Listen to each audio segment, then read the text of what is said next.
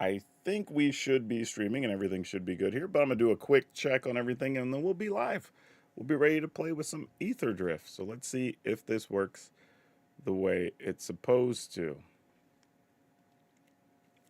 Let's see. Are we live? Is everything working? Everything appears to be working. All right, cool. Like, you never know sometimes. It's like we had an issue before where we're showing up on one thing and not the other thing. So we're going to give everybody a couple of minutes here to hop in. But yeah, streamer event or early access as it used to be. I don't know why they changed the name. Maybe people got offended that we got to play early or something. I don't know. People complained about that because, people got to have a reason to complain.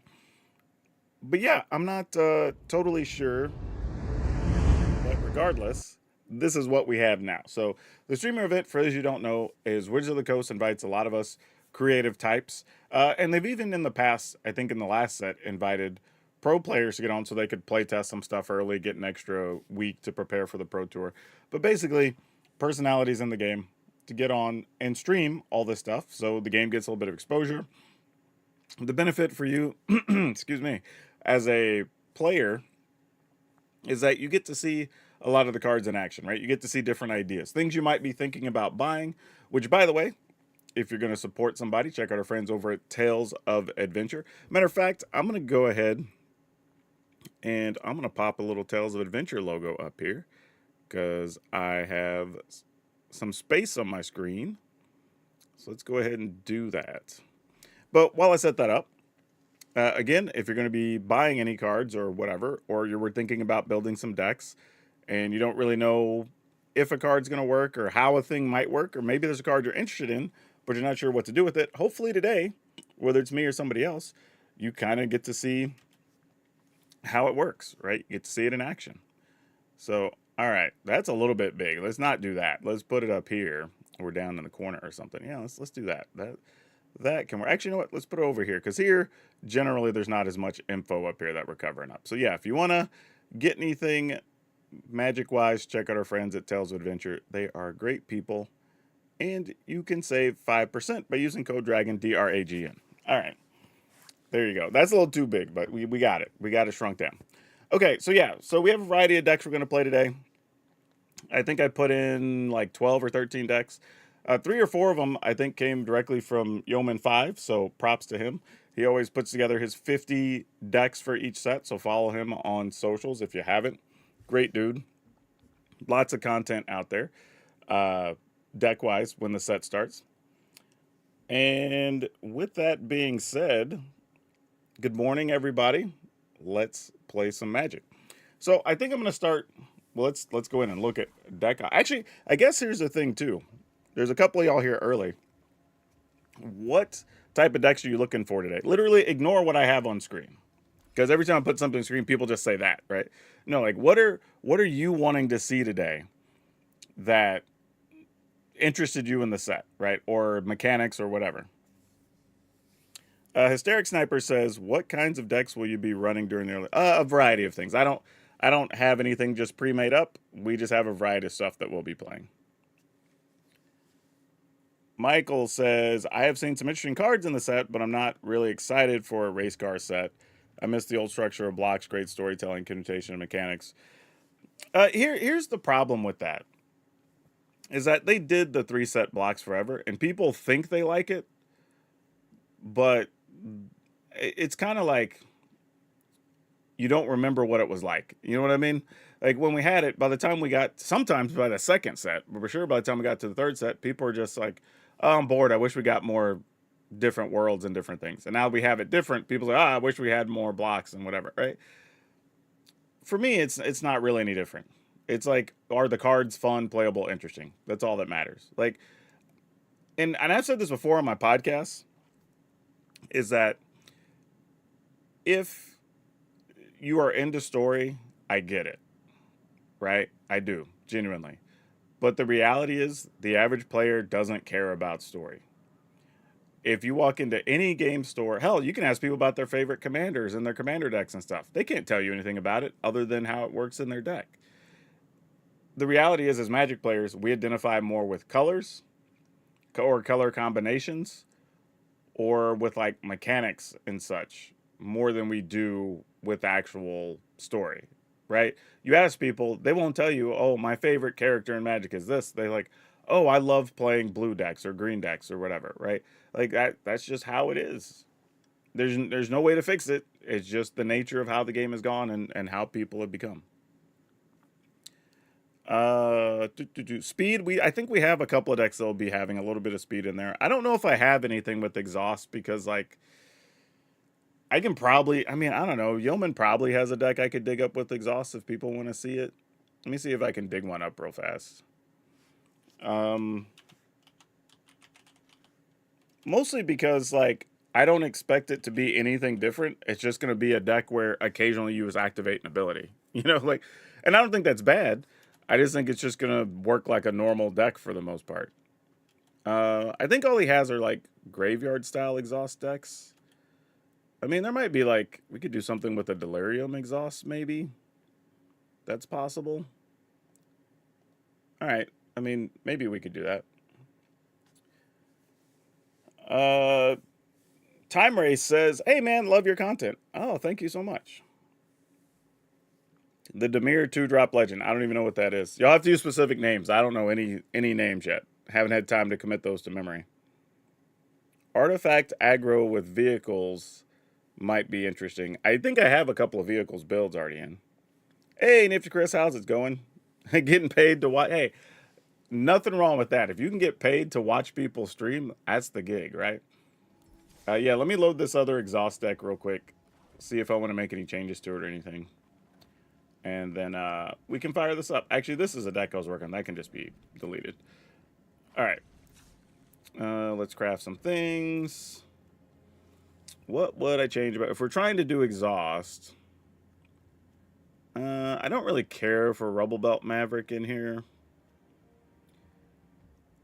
I mean, here's the problem. Like, even this deck doesn't have that much exhaust in it, right? It's literally just this guy and this guy. Let me look and see what cards actually have exhaust. There's not a lot.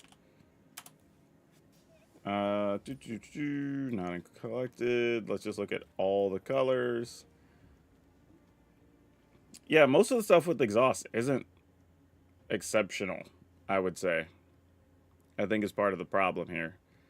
When a player casts a spell, if it's not their turn, when this activate an exhaust ability, it's 3 for a 3/3. It's fine. Yeah, I mean, there's this guy, but you can only spend the mana on activated abilities. Putting number permanent cards from your hand onto the battlefield. We're probably not going to have many things in hand with this deck.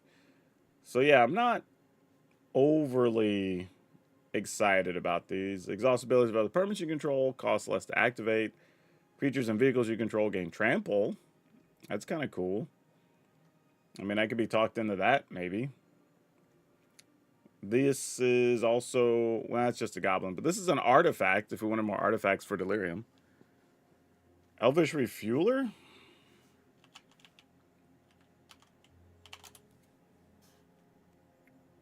Yeah, not excited by this at all.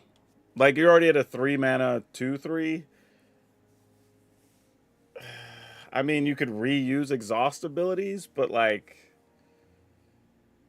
that feels so inefficient, is the problem. Right? I'm playing a 3 mana 2/3 that likely has to live or something first. So it's worse than every other 3 mana thing you're going to play. And I have to have something else with exhaust that's good so I could reuse it. I mean, I guess technically the next turn I could spend 4 and then like turn this into a 4/5. But I could also just play Pull of Kranos for 3. You know what I mean? like that's kind of the problem. I don't. It's just inefficient. I don't see how that beats anything. Winner, exhaust, exile, X artifact cards from the graveyard, each other non-artifact creature. Yeah, if you're playing blue-black artifacts, you just play this, and it's fine. But like, I don't think this is the card that I'm building a deck around. If I'm playing blue-black with lots of artifacts, I'm just playing this. You know. Yeah, this is probably like the closest thing. Delirium exhaust is what this is. I mean, because you could at least get like Afterburner Expert back from your graveyard, and that makes sense here, so I don't have a problem with that. Um, I don't like Rebel Belt Maverick, though. I feel like we could be playing something else. I just don't know what I want something else to be. I mean, getting an extra +1/+1 isn't terrible, but I'd rather just have some other card. Actually, I noticed this deck doesn't have any removal in it, so I'd probably put something there. We might go Magical 61 card. That's not true. It has Burst Lightning. What else do we put in here? I mean, we can play Flamewake Phoenix. I'd probably just play one, though, because you have a lot of small creatures. This does make a dragon, though, so you could end up with a bigger creature. I mean, I've actually liked the, I don't know, it looks like Christmas is just giving us his IP address for some reason. I don't know what that's about.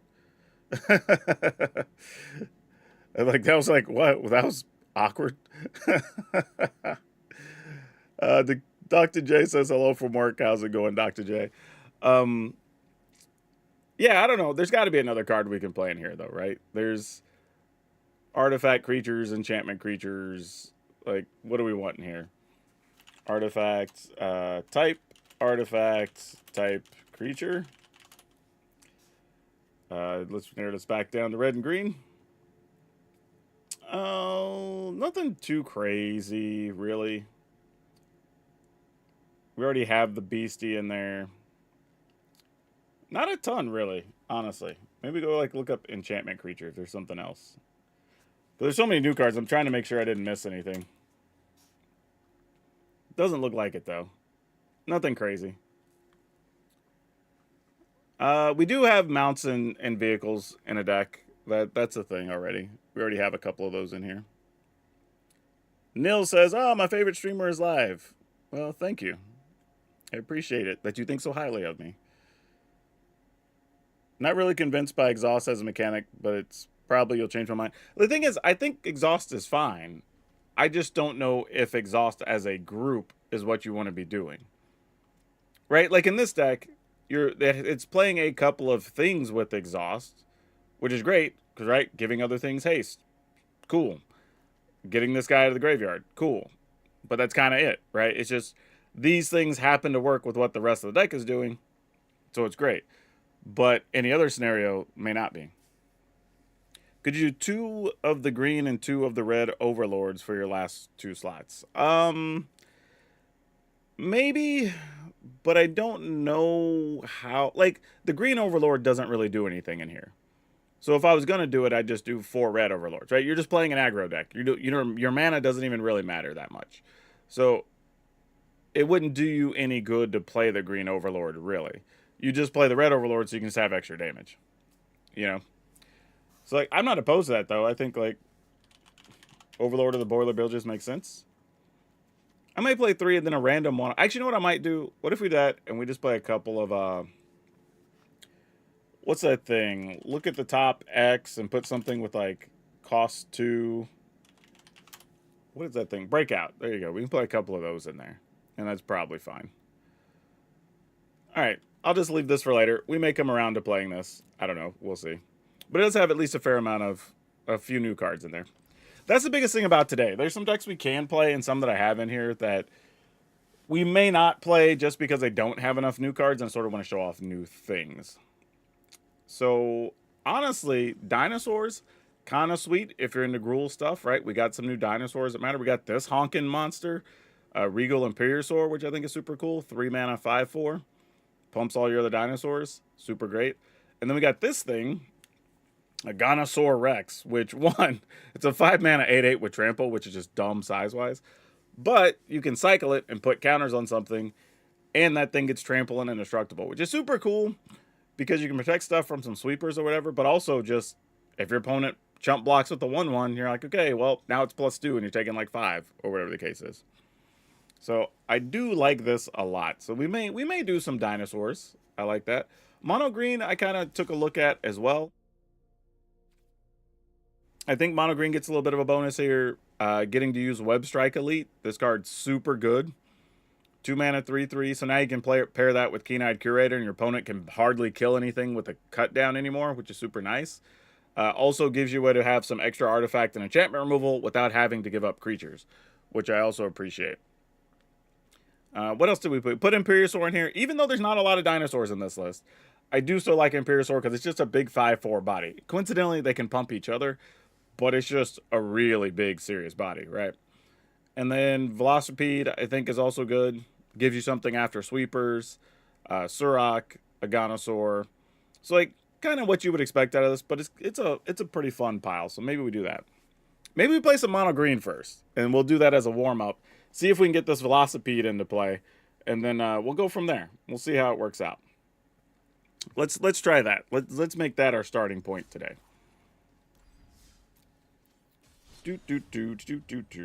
Mono green. Actually, let me just turn this in a whole video. Y'all could just be part of the thing. We'll just make this a whole thing so people even know what we're doing. All right. And plus, people are just strolling in here, so they can get caught up. All right, what's up, Dragon Brood? Y'all are here, early access, or not early access, we call it streamer event now, I guess, is the official name. But we are going to try some mono green because green got a lot of new cards in the set that are pretty good.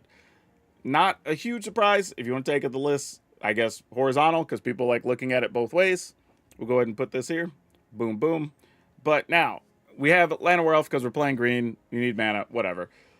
Flourishing Bloom Can. This is going to be probably the only thing we can play on turn 2 that the opponent can kill with a cut down. So that's fine. It'll be bigger later in the game anyway. Keen-Eyed Curator, 3/3 for 2, also removes Graveyard, so that'll solve some problems. Web Strike, Elite. This is one of the better new cards for green, honestly. Not only because it's 3/3 for 2, not only because it has reach, it has cycling, which can help you find stuff, but when you cycle it, you also get to destroy artifacts and enchantments, which is super sweet, so you don't have to spend so many slots to deal with some of those more problematic cards. Also playing Polokranos, Reborn, so this is another thing with reach, so this should slow down a lot of those little pesky flyers from the various, like Dimir decks and things like that we're seeing. Regal Imperiosaur, new card that's super gross. It's a 3-mana 5/4. We don't have a lot of dinosaurs, but it doesn't really matter. It's a 5/4 and you're playing an aggro deck, so for 3 mana, go for it. They'll pump each other.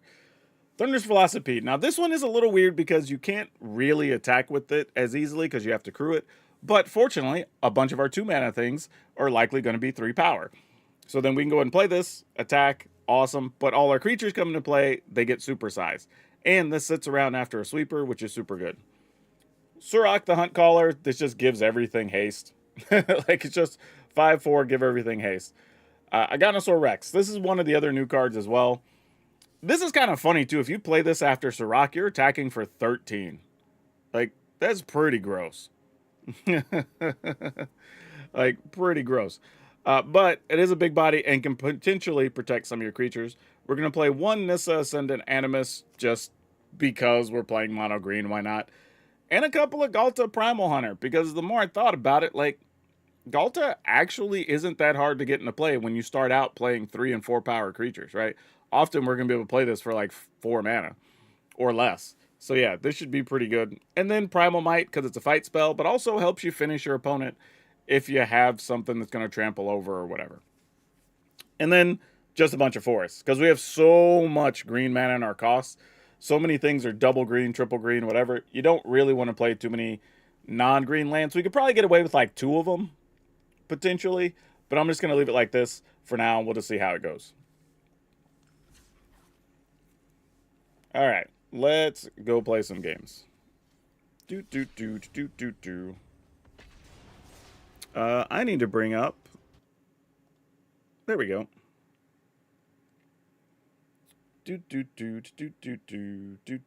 Hello, people. Lots of people starting to stroll in. Good to see you. All right. What do we got going on? Okay, this is a solid start. I ain't mad at this. Right? We have Llanowar Elf and Web Strike. Actually, Llanowar Elf into Imperiosaur is pretty gross. Or we could just try to start... I don't even know. If this Llanowar Elf lives, we have a embarrassment of riches on turn 2. Oh, it's gonna live, y'all. Oh, they're playing the artifact deck, though. This could get ugly. All right, let's go bigger, faster here, then. Whoa, is this a new effect for Summoning Sickness? That looks like it's way more wavy and stuff than we had before. That's kind of wild. I don't know if that means anything. Just something I noticed. I guess we just go here. As much as I would like to save that to exile something, I'd rather just do this. And they can have their life in a card or whatever. Crazy thing is, we have to be careful to not overcommit, potentially, if we think they'll be playing something like Split Up. Oh my god, they have so much mana. Fortunately, those can only play artifacts, but they can play that, what is it, the 5-cost artifact? That, you end up choosing like something that costs 1 mana, or 2 power or less, that one. I'm not going to play Galta here. Maybe I'm supposed to play Galta here. Like, I'm supposed to gamble, and if they just have the artifact, they have it. You know what? I guess I'm gonna, right? Like, you either get there or you don't. If they have it, they have it. Congrats. We lose. I'm into it. Like, just wreck my world, opponent. I mean, I guess you could... Wow, these effects are crazy. Did they add a lot of new effects here? Like, I feel like there's way more going on than we've had before. All right, here it comes. Is it? Oh, it's not. It's Radiant Lotus. Okay. Well, I mean, that doesn't mean it's not. They still will get access to 6 mana here. So we could still see it. All right, here comes 6 mana. All white. Yep, I bet that's what it's going to be. Oh, destroy creatures and vehicles. They're actually playing that thing? Oh my gosh. All right, well, they had it. What you going to do? Here comes Suruk, all by his lonesome. You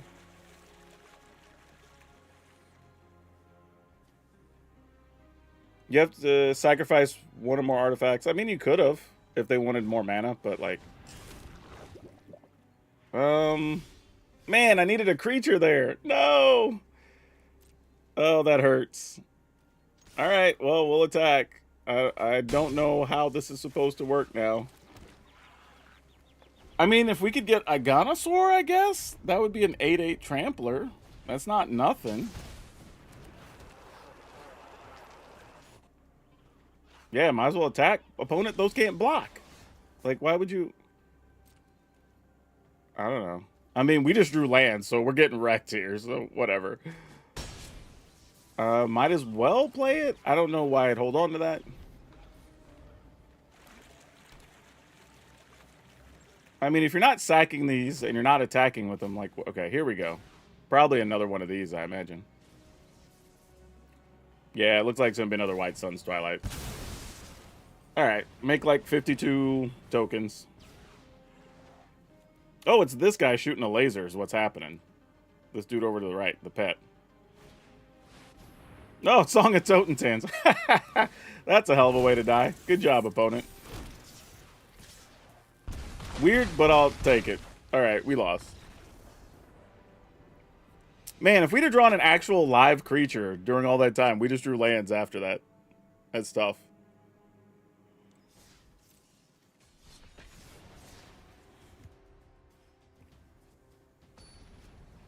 And we have almost all creatures, too. That's the gross part. We only have 24 lands. Maybe it's too many. I don't know. Primal Might, Curator, Bloomkins. All right, sure. Why not?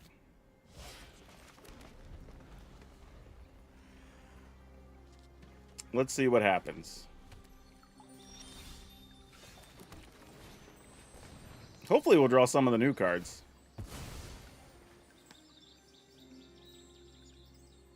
Going and getting... No telling. We'll see. Alright. Got me a 3/3 against an island. Probably doesn't do much. Alright. Do we get to keep a Keen-Eyed Curator? Oh, they're playing the dude that has exhaust. Okay.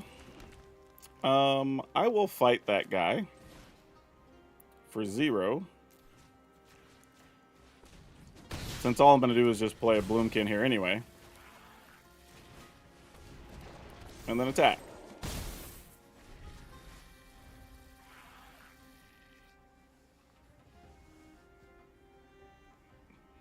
Uh-oh. We were reading it. Does it die? Oh, so he's on the Sultai exhaust plan, for sure. Yep. This fights, right? Well, it's alright. We could just make it big anyway. So let's just go +3. Actually, no. I want to go +2 so I can remove the expert. So let's do that.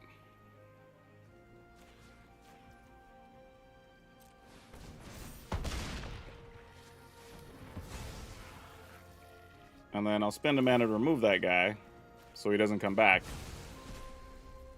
And then attack. Alright. Well, that's all we can do. We're out of removal spells. So now it's just get the work done the hard way.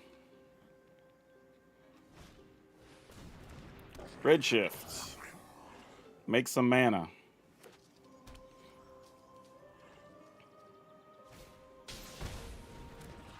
Oh, it has a new little icon for exhaust. That's pretty sweet.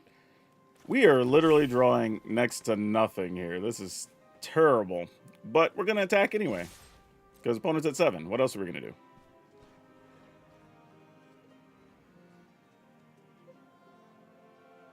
Man, a Surok would have been sweet here. Being able to attack with that, an additional 5-power creature, would have been slick. Because now, as I say, you can double block the 2/3. Yeah, that makes a lot of sense, actually. So, sadly, I think I need to kill Redshift, right? Well, I mean, I don't know. Yeah, let's do that. Let's kill Redshift.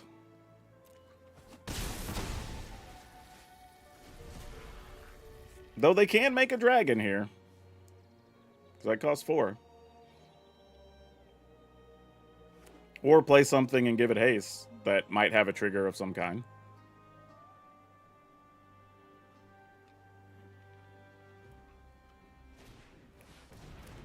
Kiora. Nice.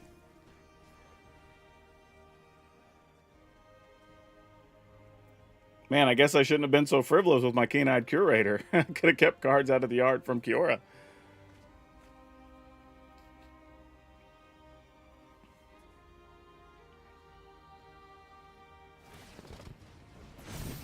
Yeah, might as well. Oh my gosh, we've literally only drawn land this game. Oh, that's so brutal. That's so sad. Yeah, I mean, it's all we can do. I mean, we've drawn nothing else.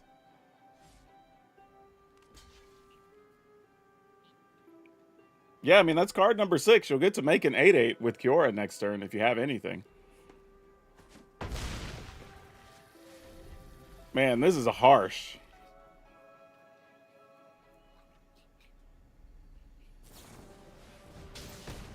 Yep. Oh, I didn't play a land. I should have, actually. I was so caught up in my despair of not drawing anything. But yeah, get you an 8/8, man.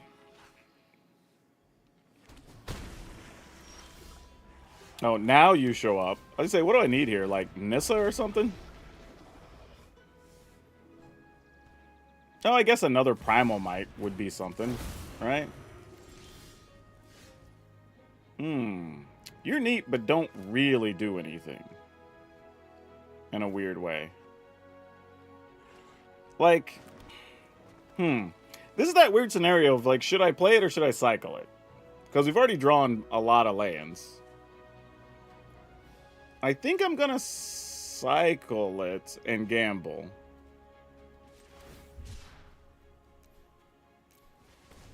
Just hoping for anything better. Alright, you know what? That works. That's a nice little upgrade. It's not the greatest thing, but it's something.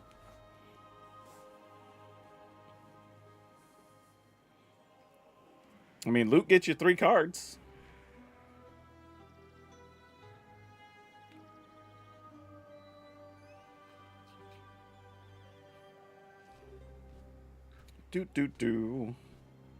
So yeah, we're genuinely losing this game just because we drew whatever that was, like 4 consecutive lands and no spells. Loot's coming to get some. Oh, are they trying to get loot into the graveyard?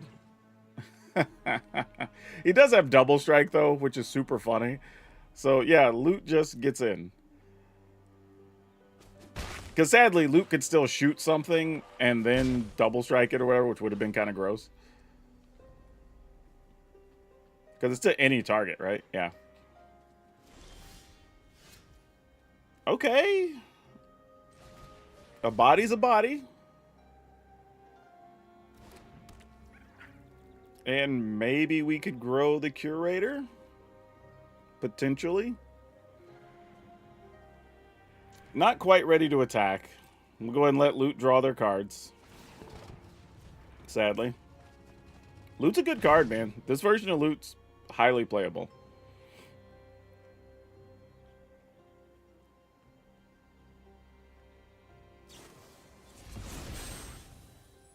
Alright, I will attempt to remove enough things. So we'll start with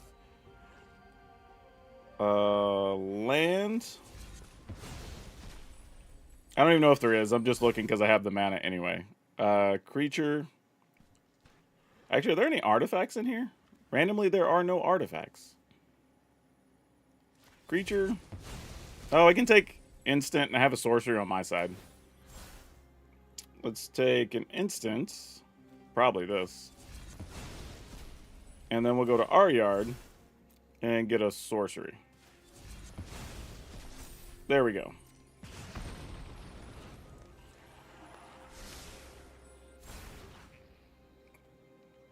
Pass the turn. And we can also keep Kiora below 7 unless they just discard some extra cards here.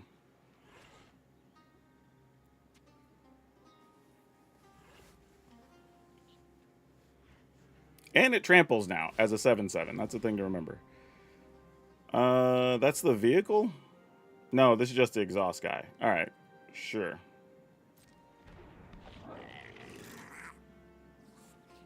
This conveniently works because if they have to discard stuff, me removing 2 still lets them make an 8/8. And we don't have lethal.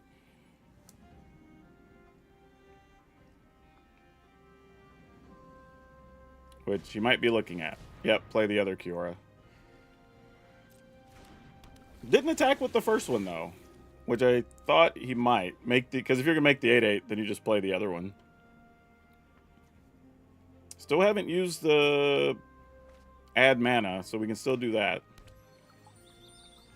Does this get haste or anything? Nope. Oh, you get to draw that many cards, though. Wait, why does this have haste? Oh, you kept the old one, played the new one. I see what happened there. Got it.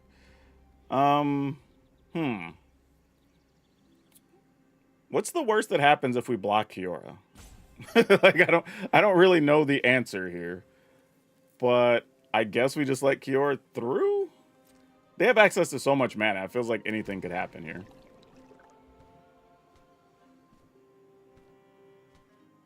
Because here I can like still get Surak or whatever and have a haste creature and or maybe you know pump this up and it tramples. Like there's still ways we could win if we don't block with Curator.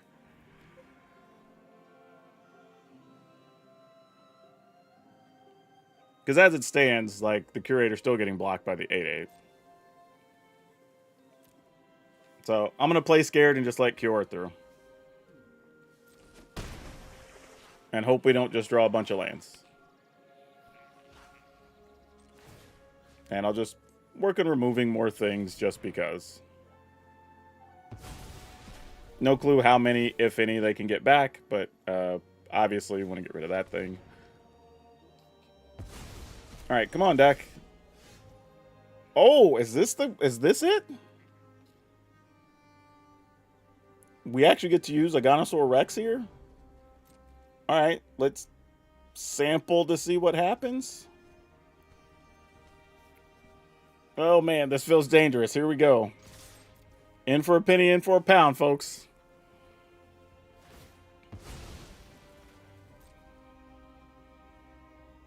Oh man, this feels way more tense than it needs to be. The thing is, I have to wait till they commit to use their abilities. Like, it's like, what does loot want to do? We're playing a game of chicken and I don't like it. But here we go. I'm just going to put this here and hope for the best.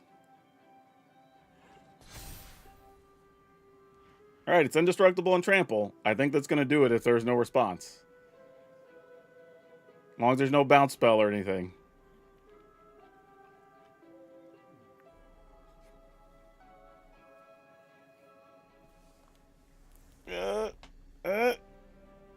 Maybe? All right. Woo! Woo! That was close. That was close. That was a good game, though. And loot, honestly, probably could have done a few things. Like, the other thing, too, about loot is it keeps you from attacking into it, right? Because it double strikes. It technically can do 7 damage to something, right? Because it can double strike for 4 and then shoot something for 3. So loot by himself is actually a real issue. Oh my gosh. that one was close. That was super close.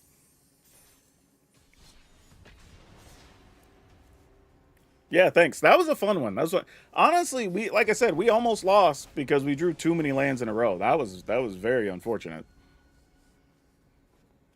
All right, what do we got going on here? All right, this seems fine.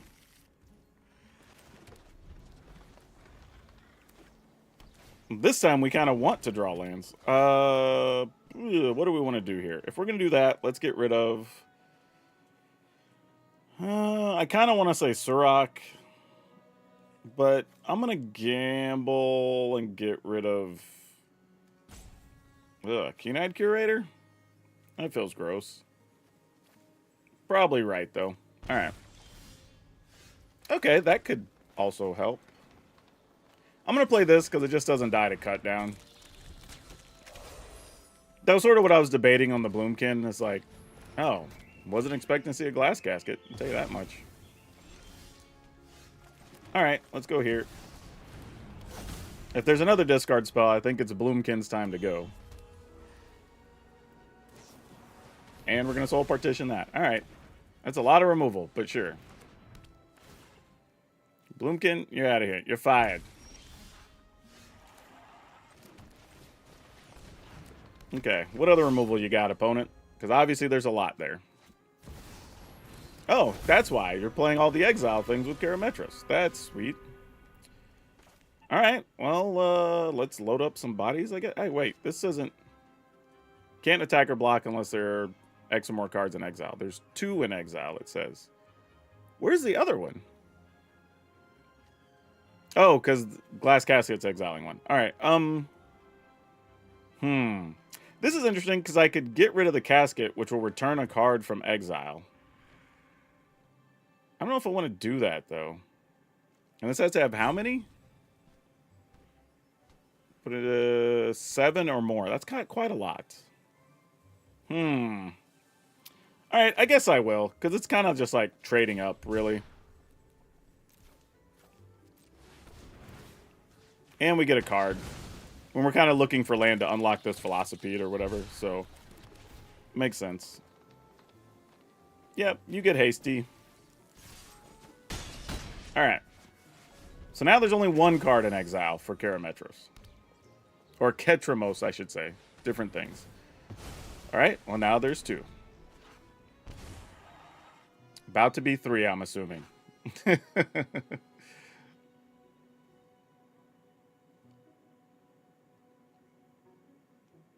No, maybe not.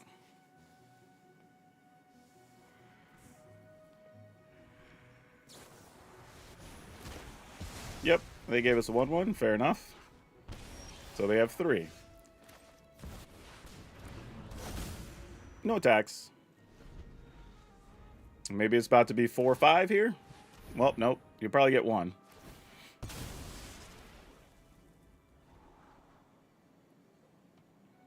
I mean, getting to draw cards off this is pretty legit. But they do also lose life.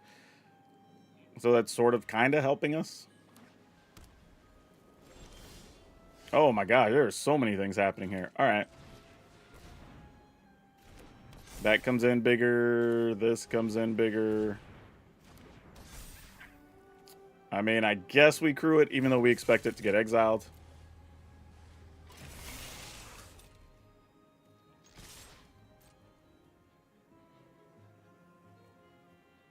Oh, is it not? It's not. Wow. Okay.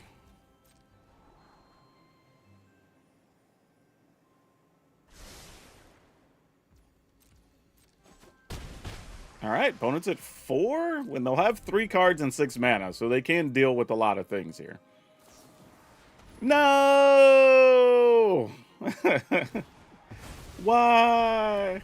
¿Por qué? Oh, it's okay. They're at 3. Glass casket. So they get to draw another card. What's funny is I can't use Keen-Eyed Curator because that actually helps Ketramos. Like, kind of sicko, but really amusing. I can do this for 2. That only leaves 3. And I kind of want to get this back so Ketramos can't do as much, right? All right. Well, let's just attack. Oh, Ketramos doesn't have anything. Never mind. Okay, then.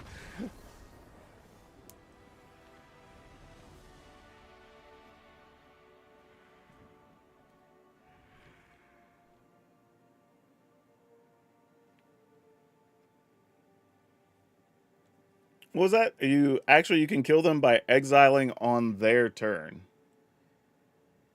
Oh, I see what you're saying, to make them draw a card? Or no, because it's like, wait. What do you mean it costs 1 life? Like, I'm confused by what y'all were saying. I was like, I can just attack. Like, I don't understand. The opponent was at what? We dealt 5, so they were at 2. Like, killing this just brings us back.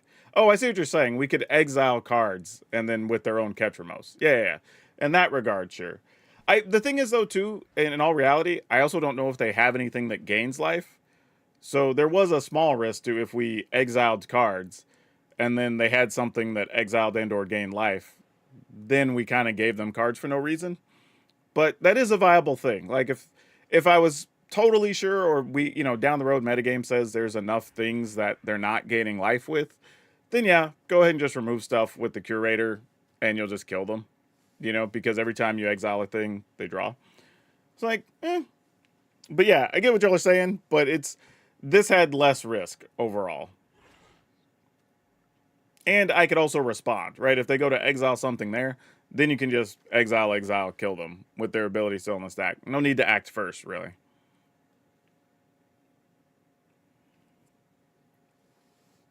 These have been pretty interesting games, though.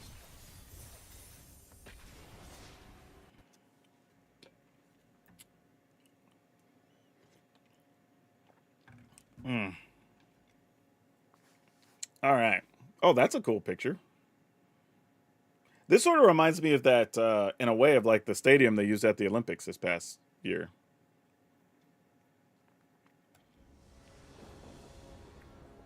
All right. We will keep this. Ooh, we get to go big Imperiosaur on 2. Come on, don't let the Llanowar Elf die.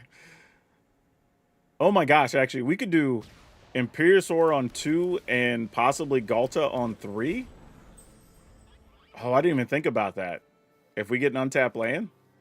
No, don't kill the elf. Don't kill the elf. Don't do it. Okay, Mockingbird. They get an elf.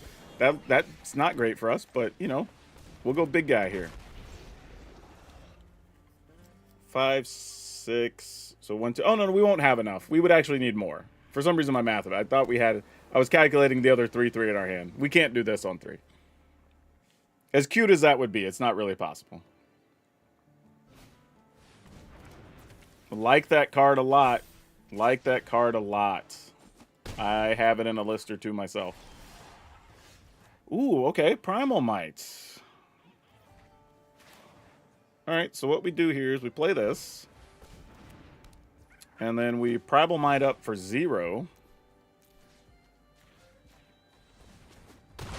And then we attack. Then we can play Galta next turn if our Llanowar Elf doesn't kick the bucket. Inti, you got it.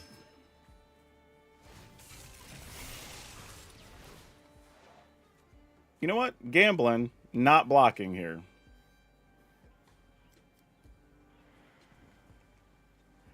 Mostly because if I can just get Big Galta down, it just stonewalls unless I have a bounce spell.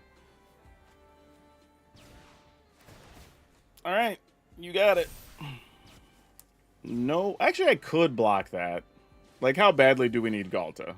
Like, I guess is the real answer. Real question. I take 2... Yeah, alright, fine. I probably shouldn't mess around. In case they do have the bounce spell, next turn could get kind of bad. They can return this, though.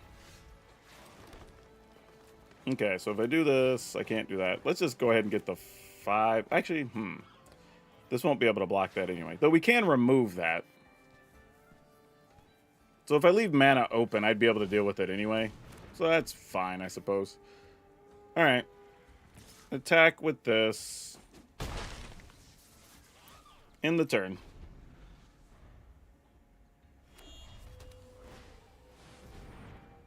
Captain Howler, sure. Let's go ahead and remove this now.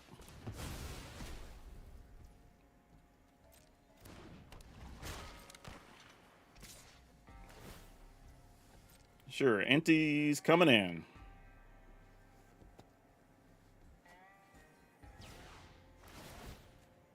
Do we just want to block Enty here? I don't think so. Yeah, Enty just gets to be big. We're going to take it.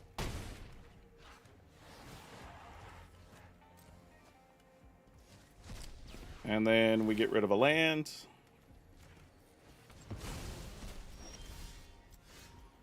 Then we get rid of a creature. Actually, nah, we just go here.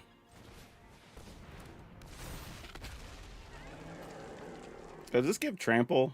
No, but this gives trample. Alright, we'll just attack with that. I could get in there. Oh, what did I do that for? They have a 5/4. What am I doing? Like, that was stupid. I should have attacked with my 5/4 and not my 3/3. That was dumb. Yeah, that was just a bad attack. I wasn't even paying attention. Alright, that was just lazy on my part. We might just die now, actually. We're actually gonna die, probably. That's okay, though. If not, Galta gets the job done, so we'll see what happens.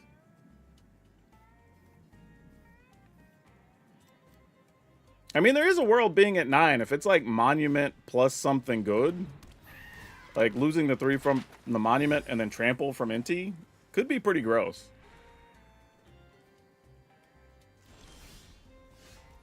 Alright, well, we'll play you since we already goofed up.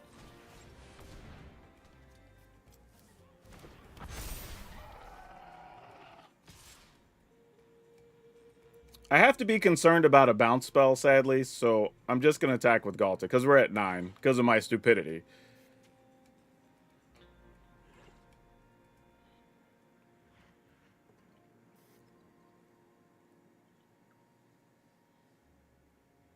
Let's see what happens, though. Because there is the, like, deal 5 damage, discard, draw. Like, then you could block with 2 things. Like, there's a lot of things that could go on here. There's Malcolm. Alright.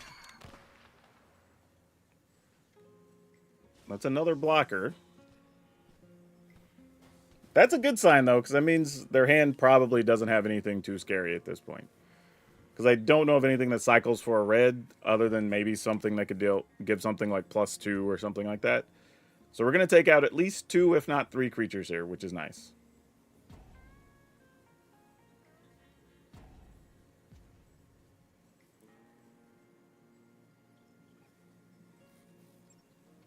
Maybe. Like, I don't know. Things are changing. I don't know. Maybe they have something they can sacrifice an artifact and get an ability, because they keep checking their map.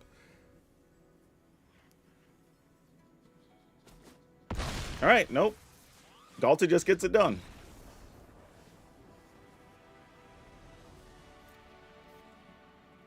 Yeah, I have to say, we got, like, because I made a boneheaded attack there on the previous turn.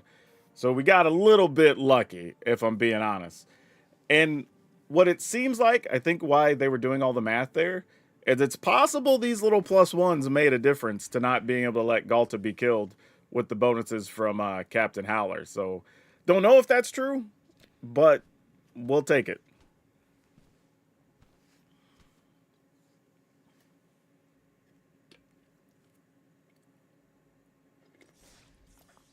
I didn't think they were salt roping at all.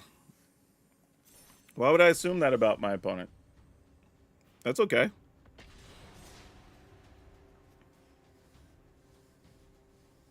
I didn't take it as a salt rope. Like, their board had, like, I don't know, 4 different things that probably could have happened. And every time you discard, you're getting a +2 from the shark. So, like, there's a lot of relevant things that could happen.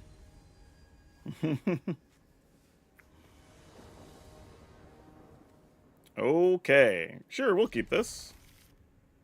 We drew the Nissa. I don't know if it's going to matter in this fight, but it's cool that we have it. Nope. I also built an affinity deck of sorts, so that'd be cool. Oh, check it out. That's what the little thing looks like for the Start Your Engines. That's cool. Why did you put the chevrons pointing down? It would have been better to have them going up to be like level 2, level 3, level 4. Like, I mean, it's a minor quibble, mind you, but I don't really get it. All right, Ataxis go here. Web Strike Elite might turn out pretty good if we can get another land, because then we can kill more things, which would be excellent. This thing costs 3, and you get to exile my 4/5. No! Totally fair, though. In that case, let's just load up the board here. I am not going to use Web Strike Elite for its good stuff. We're just going to try to fight with it, since we also have Primal Might. Though if we get a land, I might just play Nissa and unlock our Pulachranos, because that seems like the right thing to do. 3/4 flyer. I feel like they have something that's live there. Alright, I'm going to do it anyway. I told you I was going to do it. I'm going to be a man of my word.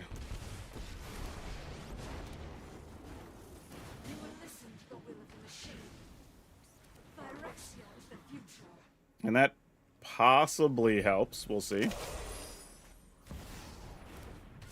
That gets to return something. Makes sense. Oh boy. Alright. What are we looking to kill here? There's only an artifact in the graveyard, so we don't get to do much with the curators. This guy double strikes? Yeah, we kind of have to kill that, right? So let's juice up the Web Strike Elites for, I don't know, making a number here. For 3? Because then it'll be a 6/6. And I can still use some mana to remove stuff with curators. Oh, I should have done for 1 more, because now they could trade. Well, if they do trade everything, we don't care. Right? Like, if they trade everything, I think we're okay with that. Yeah, that's fine.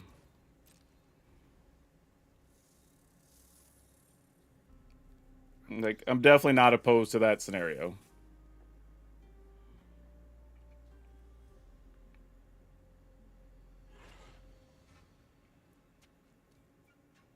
This does make a 1/1 when it dies, though, right? Yeah, 1/1 colorless servo.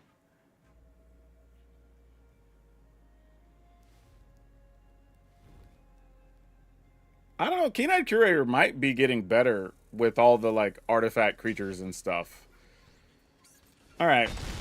So we got about as good of a thing as we could get out of that, all things considered. So we only have 3 card types in the yard. Artifact, creature, sorcery. Hey, there's the Aether Spark. I guess I should have left something untapped to block a flyer, huh? But they get to do a thing. Let's see what happens. Nope, they're not. Alright, let's exile this. And then let's exile... I guess we might as well get this, just in case we get an opportunity to get something else. that is not going to be it. But we do get to turn this into a 6/6.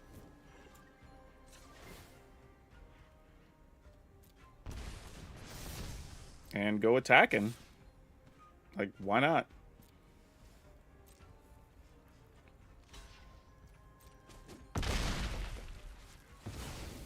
All right, here's hoping.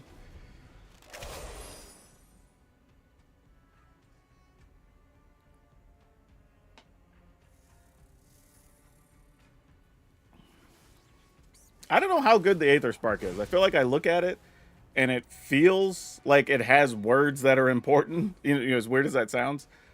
But I just couldn't think of scenarios that it was excellent. You know what I mean? Like, there's some that it was okay, but none that, like, was just, like, super crazy to me.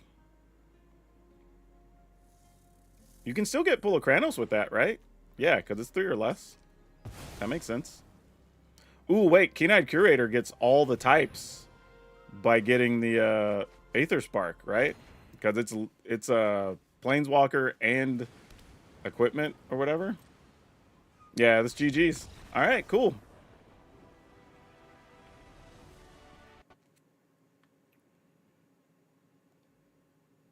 What do we got here? It says, I think a minor quibble that seems... Seriously, the chevrons go in the direction of the vehicles are traveling. So downtime. Oh, okay. I mean, I guess that makes sense. Doing the bigger streamer gauntlet, getting to play Covert Go Blue. Yeah. In a format where people are playing Delirium quite a bit, the Curator seems great. Yeah, it really is good right now. Cool. Yeah, I think that's my problem, though. Like I said, with the Aether Spark. I don't get me wrong. I don't think the Aether Spark is trash or anything, but I think when people looked at it, they saw the words and went, "Oh my God, we get to draw cards and we get to put counters and it's going to be on a creature." But then every time you ask somebody, "Okay, cool, but what does the deck look like that's using it?" Like, we don't know yet, right? Like, nobody has a good answer. So I think we're going to figure it out over time. Okay, sure. We'll keep this.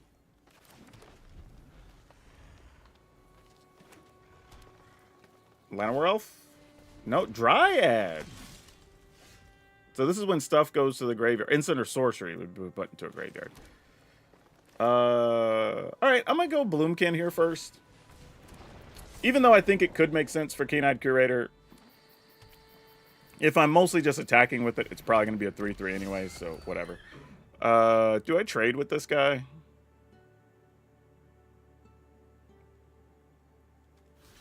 Sure. I don't know why I felt like it. I just figured I'm going to trade with it, and we'll see what happens.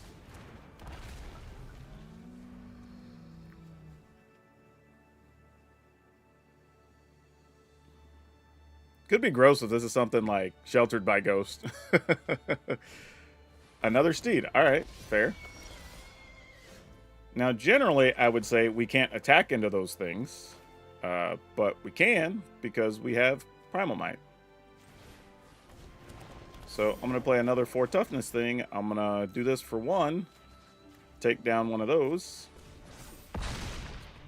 And then we're going to attack for 6 because Imperiosaur is dumb big. For no good reason.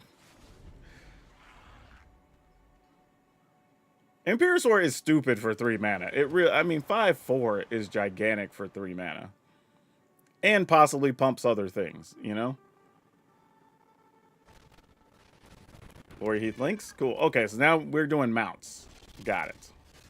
That's what's going on here. Alright, so things being what they are, let's kill the Seraphic Steed, play Keen-Eyed Curator. So let's do this for +1.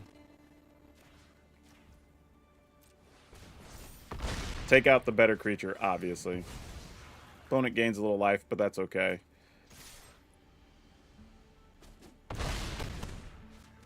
And play a 3/3.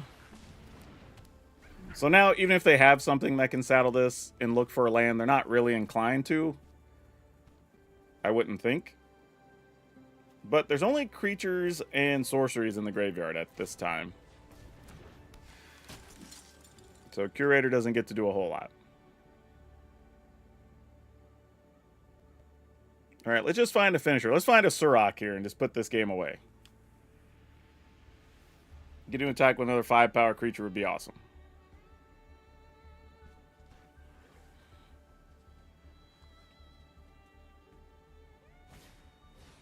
Okay, there's Sheltered by Ghost. That's legit. Wait, we got rid of the Curator?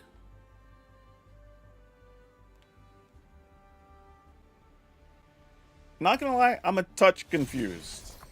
Why we wouldn't have got the Imperiosaur? Unless this is like next level chess of like, if you block, I would no, because even that doesn't make sense. Yeah, I don't know what happened. Really? But I guess we attack for 10. I don't. Okay, sure.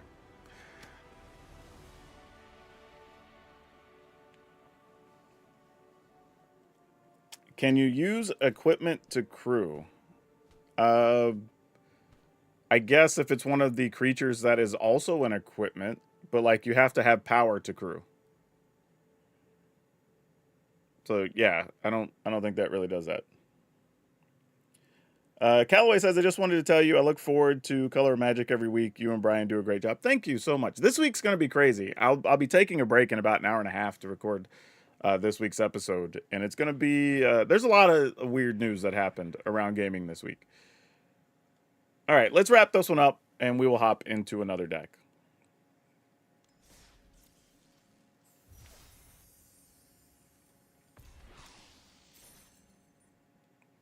Okay. Well, as it turns out, mono green's still good, y'all. Like, actually, mono green's probably better now because Curator got better.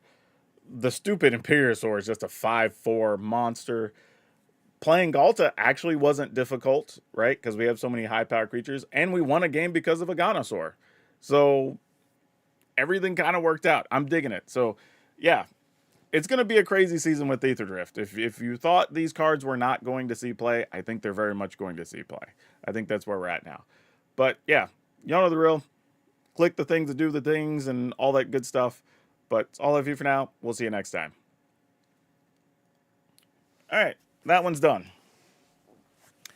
All right, let's dig into another thing here. I'm gonna put a little asterisk next to our mono green pile here since that one's done and we did that. Here's an interesting one, and credit to Yeoman5 for this, but he's playing March of the World Ooze in a deck with Collector's Cage, so that you can get the World Ooze for free, and then your early dudes that you played are just all 6/6s all of a sudden, which is kind of hilarious. Like, really, that's kind of a cool trick. I wholeheartedly agree with your complaint that about Watsy, but as long as you keep handing over, yeah, that's exactly it, right? If we complain and we're still handing them money, like,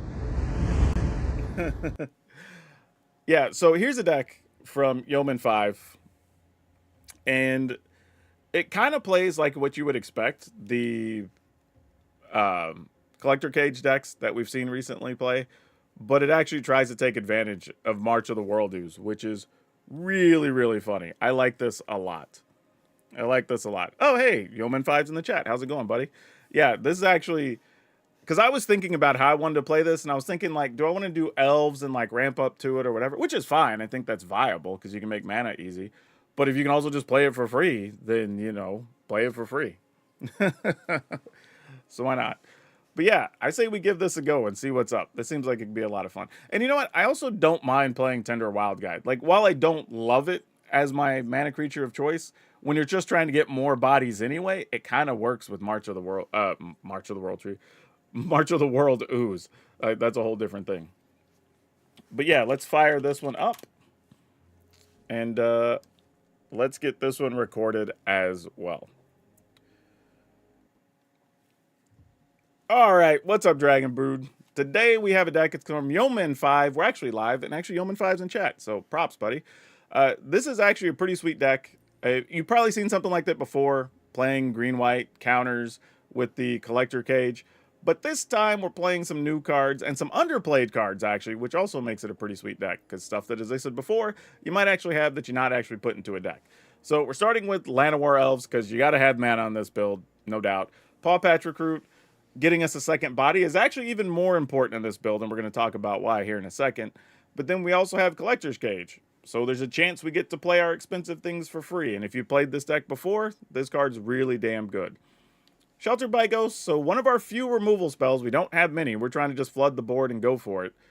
In the spirit of Aetherdrift, more gas than breaks, if you know what I'm saying. All right, so we have Tinder Wild Guide, also able to make another body, which is very good. But this body also taps for mana, which is pretty key. Sanguine Evangelist, making another body and pumping. So if we are getting extra bodies on the ground, this can actually make for some big attacks. Toby, BC Befriender, making that 4/4 is good. And giving our tokens flying, because that's probably going to come up in our games. Sandstorm Salvager. We've been playing this in a lot of lists. I think even just this past week I had it in a couple of different builds. But this card's getting more and more play the longer it's around in Standard, which is super sweet. Being able to make 2 bodies and pump our tokens. And this is the reason we want to play this deck today. March of the World Ooze. So if you don't know what it is, it's a 6 mana enchantment. Creatures you control have base power 6/6. So all those tokens now magically become 6/6. And if we get to play it for free off a Collector's Cage, great. If not, then we just try to play it with just the hard old school mana if we have to. But even better is when your opponent plays a spell. If it's not their turn, then you get a 3/3, which is really a 6/6 because you're making a 3/3 elephant that's going to be a 6/6 ooze. So yeah, really strong card if we can get it to stick. And of course, Overlord of the Mistmoors, which is a great card, but less exciting than March of the World Ooze, right? This is what we're here for. As always, links in the description. Take you over to Moxfield. You can download it, try it for yourself, all the other fun stuff that we've got. And I will implore you to, just like the thing says up there, check out our friends over at Tales of Adventure, because by y'all doing that, I get to keep having support on the channel. And you get to save money, especially right now, trying to get some Aetherdrift cards. Use code DRAGON, DRAGN, it'll save you 5%. All right.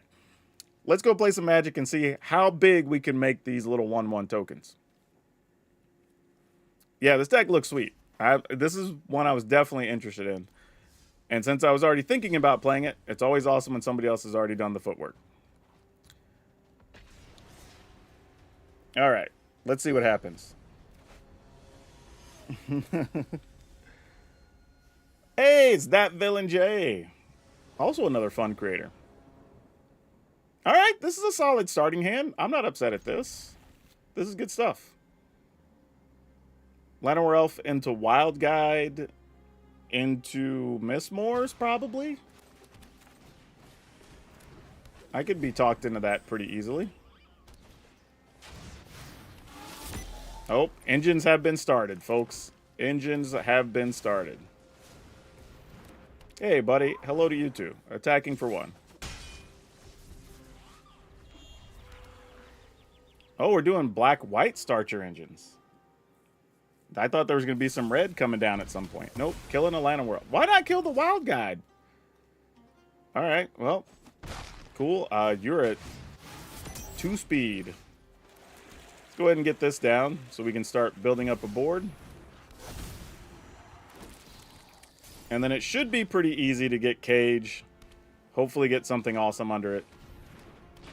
What even is this guy? Oh, I remember that dude from the previews. Let's block this. What's his other ability? Sacrifice creature, draw a card? Yeah, don't want to allow that to happen. That seems bad. Alright, so if we play Cage, we still need 1 more body. We could play Llanowar Elf, but then we can't... Oh, actually, we could put a counter on something. Yeah, alright, cool. That works. We'll do this. We have to put a counter on a 2/2 thing. Oh, there it is. March of the World Ooze. We got it. We scored. Fantastic. Let's turn this flyer into a big monster. Yep. Get it. Attack for 7. All right. Please no Sheltered by Ghost, friends.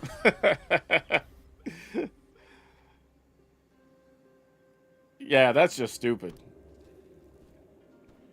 Turn 4, you have a 6/6/6/6/7/7. That's hilarious.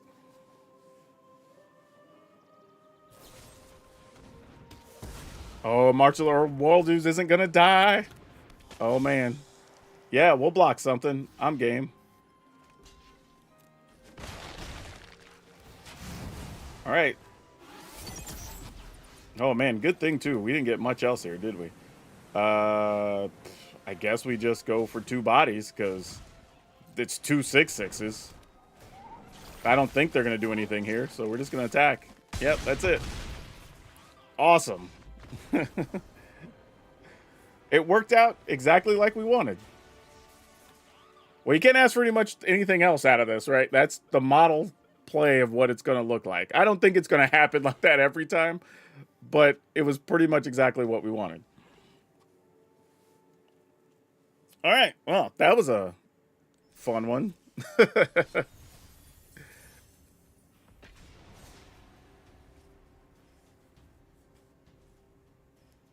And the funny thing is, I like the fact that the deck's also playing stuff like Tinder Wild Guide because it's just so underplayed.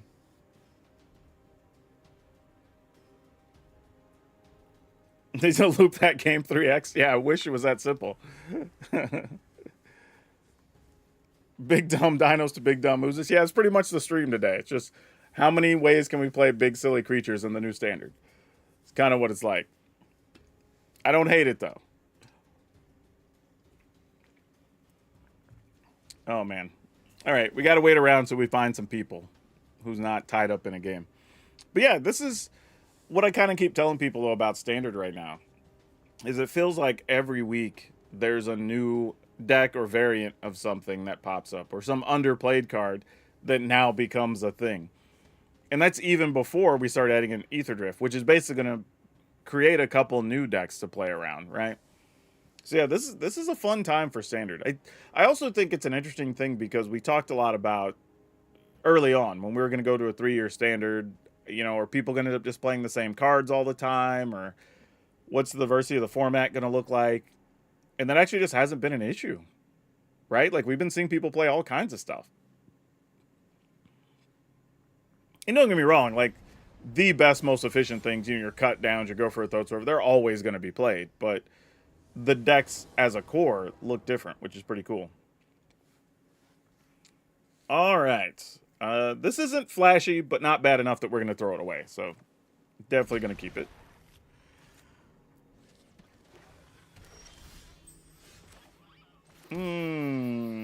Yeah, I think we play Paw Patrick Root anyway.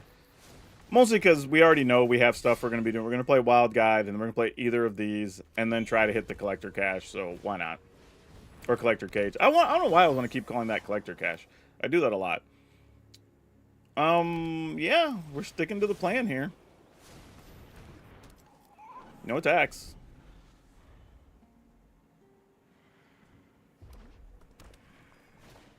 Actually, if I get a Llanowar Elf, I can Llanowar Elf Cage here. That would be good. Am I supposed... crap. I can't. I think we have to just jump block here, though.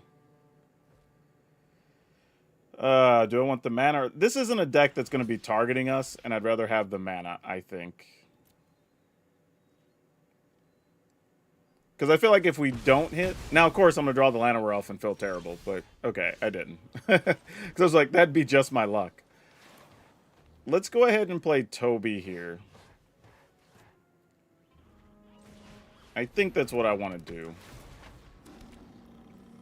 And pass the turn. And I can just put a counter on the Wild Guide. Because that's the other ability, that it taps, put a +1/+1 counter on itself.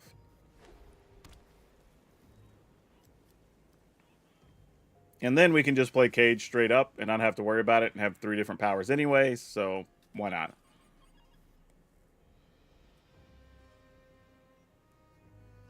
Unless something crazy happens here. I mean, when you get mounts that get to come in, or vehicles that come in crude, like, anything can happen right now. There's a lot of vehicles and mounts in this set.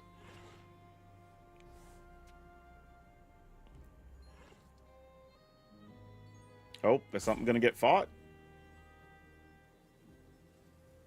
I don't know what's about to happen. Oh, the chariots. All right, then I guess I'll go ahead and activate this now because there's a chance they're going to turn this off. Because nothing else has activated abilities. Yeah.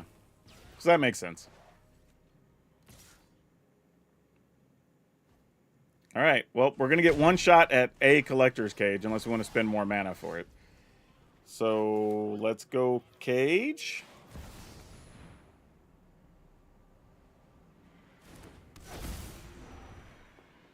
What do we got? We found it. All right, I'm going to try to put this on Toby because it's the biggest thing they can't shoot and kill. So if they do have a response, we at least get the counter still. Oh, they didn't have it, though. They didn't have it, though. Oh, no.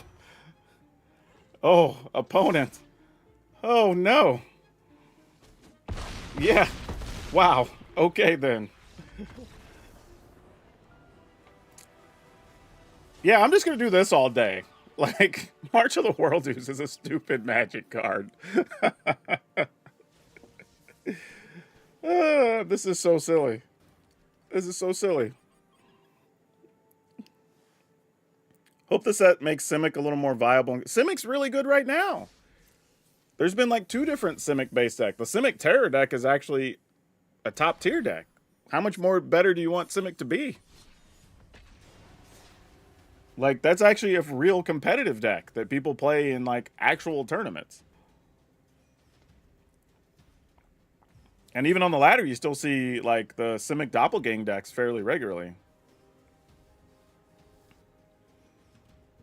Yeah, those are real things, man.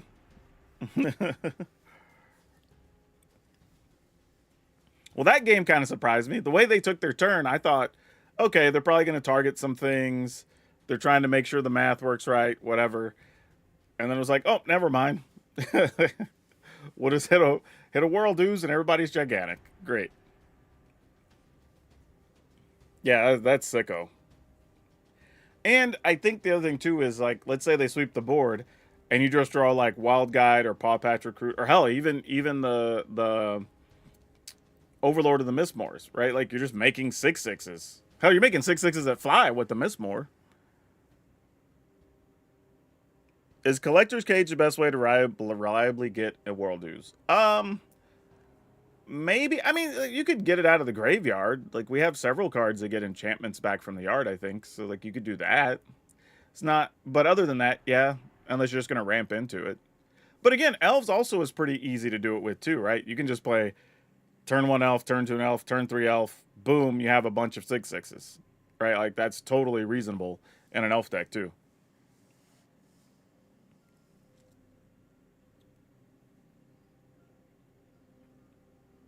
That is true. You do get to dig a lot. That does make a big difference. Like, that is very true. Yeah, Collector's Cage, I think when it came out, people didn't play it much because it seems like, okay, this is just a really weird hideaway card, blah, blah, blah. But not realizing that it's not that difficult to get 3 different powers. And I think once people started doing it, everybody started finding more things you could cast with it or whatever. But I feel like we see that with cards all the time now. And I think that's kind of the good part of a big standard, is that there's a lot of room for discovery, right? Like, we just played a deck today that went up on the channel that we were playing, what is it, Manable Justiciar? Which I kept calling Justicar. But, like, artifacts come into play, gets +1/+1, it has lifelink, and literally we're winning games because of that card. And that card's like a common from, whatever, the Phyrexian set from 2.5 years ago or whatever. So, like, you know, you get that option because there's so many cards that people kind of get focused on just a handful of them. And I get it, right? If you don't have the resources to spend, whether that's in paper for cards or on arena for wild cards or whatever, you're kind of going to be limited to only playing a few decks at a time. But if you are one of those people that is able to experiment, go through the discovery process, there's still a lot out there to do. Oh boy. Yeah, okay. All right. We have enough 2-mana things. I'll just draw one, right? Or maybe we'll get to, I was going to say kill a Llanowar Elf, but no such luck. All right. Then I guess we're just going to attack, because that's all we can do. All right. Do we keep a Paw Patch Recruit, or is it dead? I wouldn't mind you making me discard a Plains, though. That would be nice. I have a feeling I'm going to end up with a 4/4 beast that can't attack somewhere along the way here. Brood Spinner. All right. Oh, we're doing graveyardy, or are we doing insect things? No, it's a Scarecrow. But Scarecrow does make insects. All right. All right, I guess I'm going to go with the 4/4 here. Thought about getting rid of the Brood Spinner, but it's so far away from doing anything too scary that it can sit for a minute. And the reality is, if we pay 3 mana here, we can shelter plus something next turn if we get the right cards. Or we'll just draw a cage and we'll just go off. Okay, no, I tried to will it into existence. Didn't happen. All right. So, knowing what we know, I guess we just put this... Well, the problem is I have to attack with 2 things if I want to get in there with Toby, though. Or with the beast. Damn. A little bit awkward. I think I still have to get rid of the fear of missing out. Because this thing only works... Alright. I'll put it here. I mean, I'm not attacking, but it's fine. And we'll just play this. And we'll play a Fountain Port.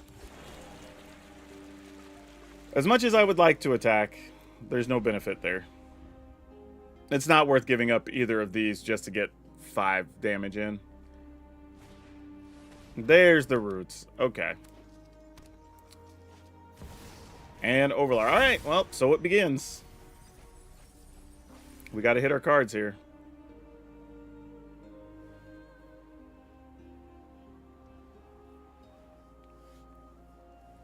Come on. Yep, that makes sense. I would have snagged that too. Oh, Paw Patch. All right, well, we're just going to go wider, I suppose. Though, under the circumstances, is this where we're supposed to attack?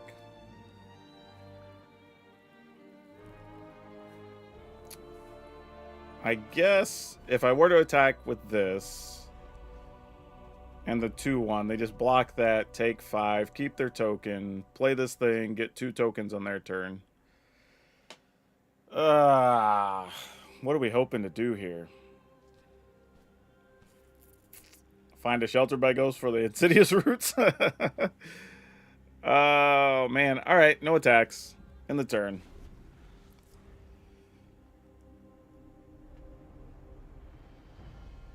I was more going to do it to try to force damage, but it just wasn't worth it. And I may end up just sacking this token Paw Patch, honestly. Just to go digging. Because we either want to get rid of the roots or obviously just find the big 6-mana enchantment here. Which we could just hard cast it at this point. That's the crazy part. Oh, they can make a dragon here? No, they can't. They don't have red mana. Oh, they do have red mana because they have the tokens. All right. Well, this has kind of got to be it, or we're going to get cooked. Yeah, this is funny because they didn't even need the new cards. Like, their whole deck's just been doing it with old cards, which is totally fine. Like, nothing wrong with that. It's just one of those amusing things where you look and say, well, there's new cards in there, but they're not pulling any weight. Same thing on our side, really. We've just been hitting old stuff. All right, opponent, what you got? Using the other one, getting another token. That makes sense. And give everything haste. Yep. That makes sense. Now the new cards are going to work.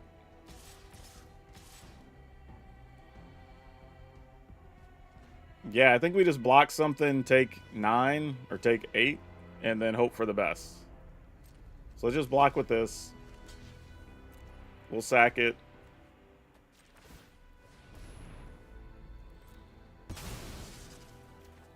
Oh, that's definitely not it. Oh, no. Yeah, we're dead.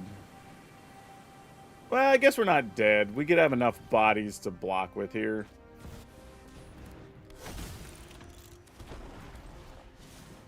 But we're pretty close to it. Alright. I mean, if they have any real card, though, I mean, we're pretty much toast, right?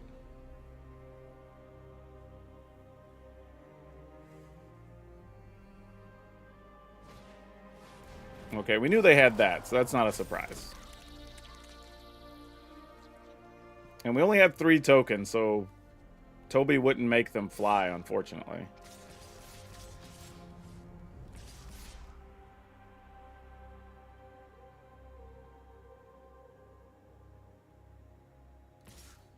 Sure. I mean, this is rough, but not terrible. You know, reactivate exhaust ability, return this card. All right. So let's block a 4/3. Actually, no, 3/4. I mean, this can block here and stay alive. We'll jump off this little 1/1 somewhere. The 3/4 don't have a great block for that, unless I want to give up one of the paw patches. But that's still a lot. That's 7, 8, 9, 10, 11, 12, 13. Huh.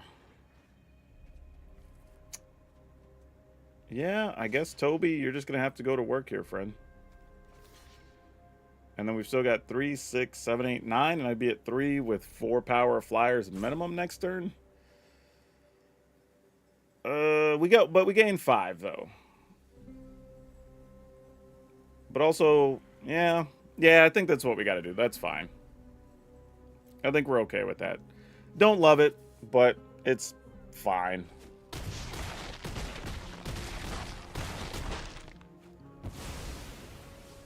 It gives us a little bit of wiggle room, not a lot.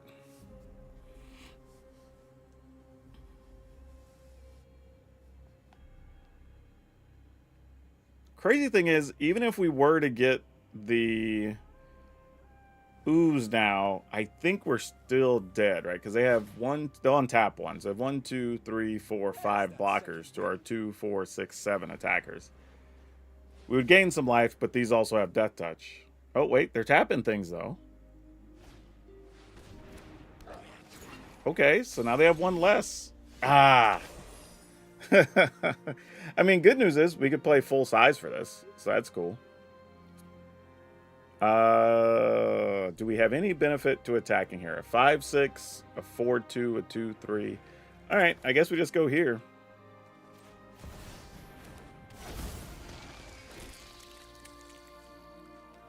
I mean, we're hanging in there, but not by a lot. Wish I had 1 more mana, because then I'd also be able to pump these tokens, but we'll see.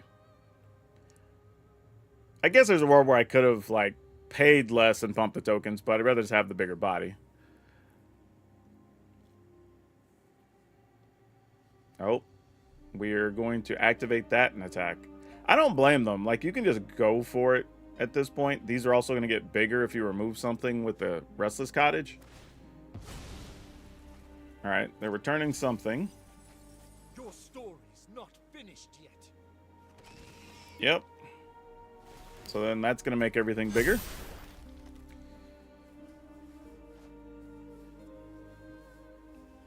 And then activating the land also makes things bigger.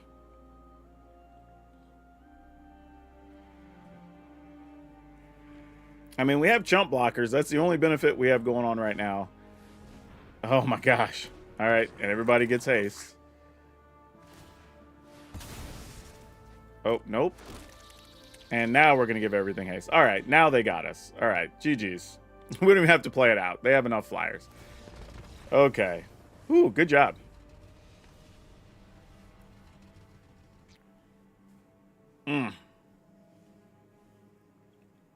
That's a case where we just didn't get our cards. But that's all right. Also, I think if we'd have got even a miss more sooner, we would have had a little bit more of a shot there, but it took us too long to hit our big stuff.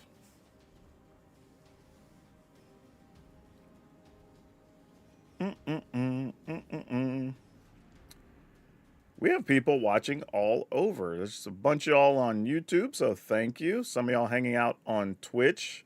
Also, thank you there. Hey, Optimator. Didn't see you sneak in there. Yo, yo, yo to you, too. Technically still have people over on the Twitter. Oh, I just saw something get announced here. If you're a wrestling fan, it looks like they're setting up a CM Punk, Roman Reigns, Seth Rollins triple threat match for WrestleMania 41. At least that's the popular rumor. So there you go. Me and Dev keep threatening, though, to do a Magic YouTube channel or a wrestling YouTube channel. All right, we'll keep this. We'll keep this. Let's go here.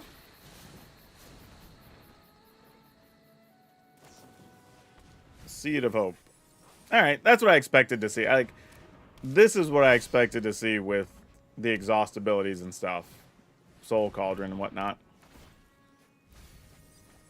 Yeah, that makes sense. Good old Kiora. I guess we just go Wild Guide. So attack for 2. Wild Guide here.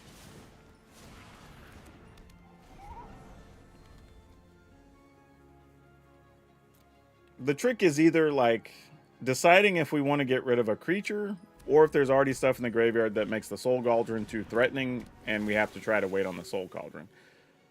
The problem, though, is you kind of got to figure out what's too good in the yard. But here we might just have to get rid of Kiora anyway, just because of the ability to fill up the graveyard and make 7/7s. So I think we play this. I think we go ahead and put this on... Are we putting it on the Paw Patch Recruit? Probably...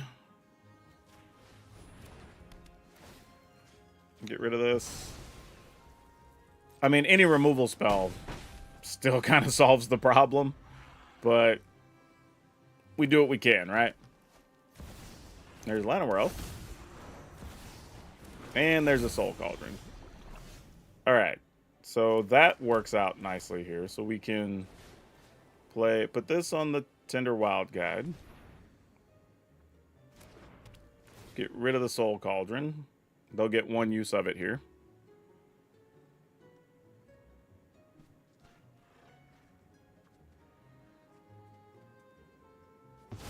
They didn't use it, though. Huh. Why is that? Alright, I'm your Huckleberry. I guess we're going to find out. Oh, I thought the elf... Oh, the elf has Summoning Sickness anyway. So they must just need the mana.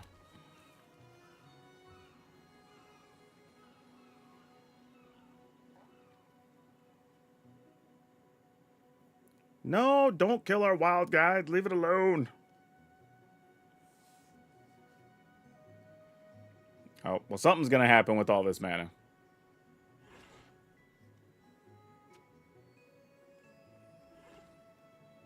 Is there... No, there's no loot in the graveyard yet. Oh, there's another Soul Cauldron. That's a good answer. Really good solution. All right, so now everything can make a 4/4. That's pretty good. That's pretty tricky, because now you can just make a dragon that can make a dragon that can make a dragon.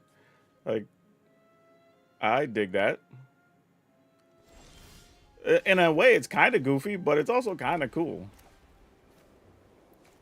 All right, we'll just try to go full size here and set ourselves up.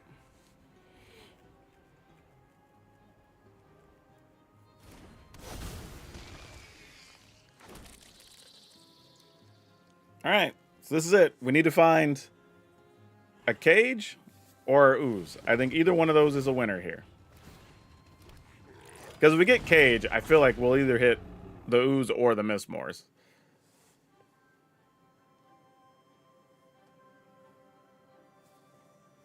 Oh, sick. Playing Fauna Shaman. Yeah, that's nice. Then you can go search for, like, loot. Put loot in the graveyard. Like, I dig it.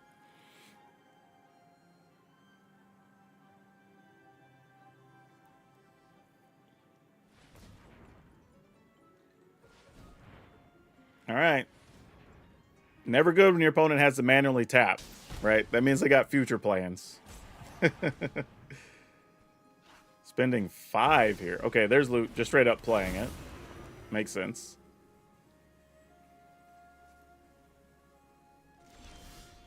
Ooh, you were not it, friend. You were not it. Not terrible, but definitely not what we were aiming for. So, yeah, I guess we attack. Almost doesn't matter if we attack with the Wild Guide now, because Soul Cauldron's legendary. I mean, unless, of course, we find, like, the third Sheltered by Ghosts. But attack, attack, attack. Dragon gets to block a thing. Attack with this. This likely just gets first strikes. One of these we get blocked here. This gets blocked here. Because it's probably like the best we could do. So let's go ahead and just attack with those.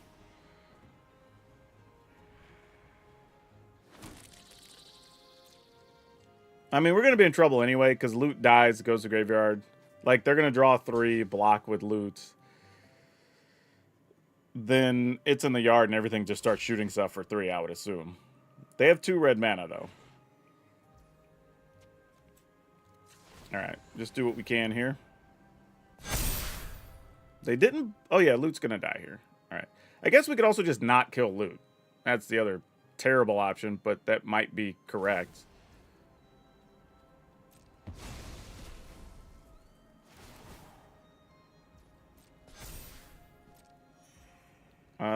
Yeah. Because here's the thing, right? Like, if we kill a dragon, our tokens have a chance of punching through. With them at 15. If loot goes to the graveyard, then we just can't win, I don't think. Right? Because then they just start shooting down the flyers or whatever. Yeah. Alright, I don't want to leave loot in play, but I think we have to. As gross as that sounds. Yeah, and then those just trade. Could I have won if I attacked with everything? 3, 6, 7? I guess it's possible I could have. Don't know what's in their hand, but attacking with everything could have been lethal. Obviously, no guarantees.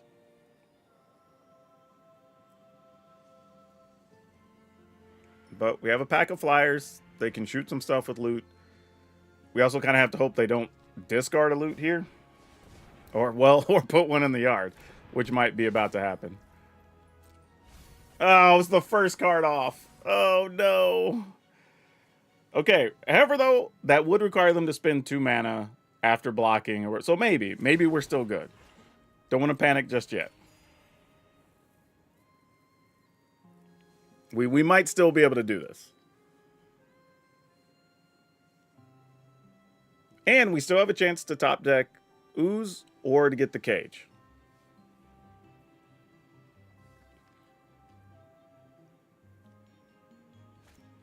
Or possibly another Mistmores, but I don't think another Mistmore is exactly what we want.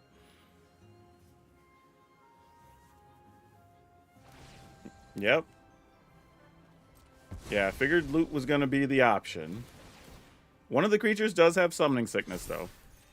But they are now at 11, because they gain life every time one of these has a card removed. Alright, that dude comes back. Alright, everybody has haste. We got a lot of flyers, and they're out of red mana now. So they can't shoot the flyers down.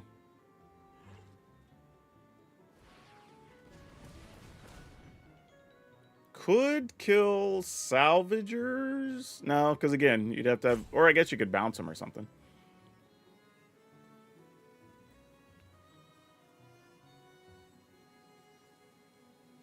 Man, there is so much that could happen right now. Still have access to 4 mana, 5 mana?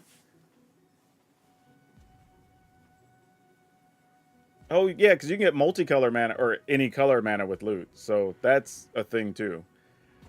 If they block, block, block, shoot, shoot, shoot. Oh, but one of the elves would have summoning sickness, so that wouldn't really work.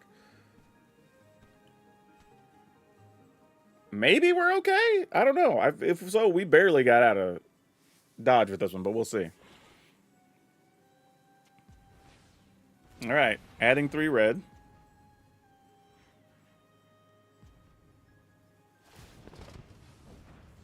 All right, so Paw Patch will put counters on the flyers, I suppose.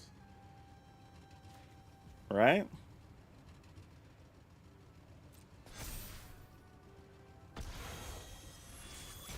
And they'll pay the ward, so they'll get Kiora back. Now, Kiora doesn't have haste because Kiora wasn't on their side when the ability went off.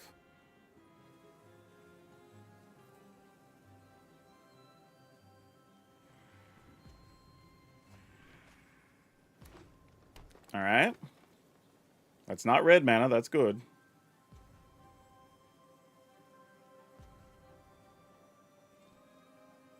This has been a crazy long turn, but I get it. There's a lot of things happening.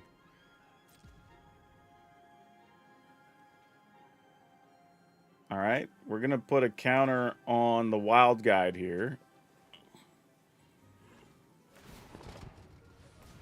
Shooting that makes sense.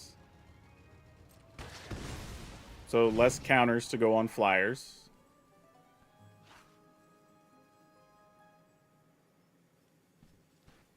Still have a blue or green open if they want it. Oh no! Why? Why? All right, saying GG. All right, because yeah, I was going to attack with everything but our.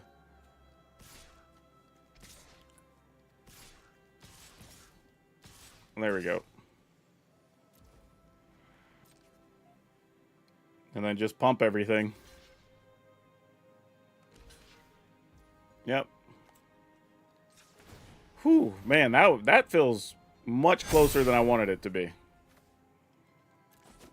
But we will take it. All right. Ooh, boy. That was crazy. That was a crazy game.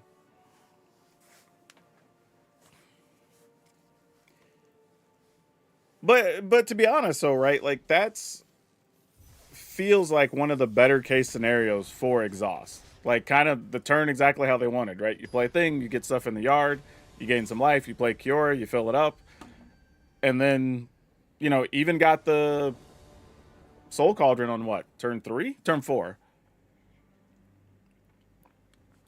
All right, we get to go first. We straight up drew the march and got a cage.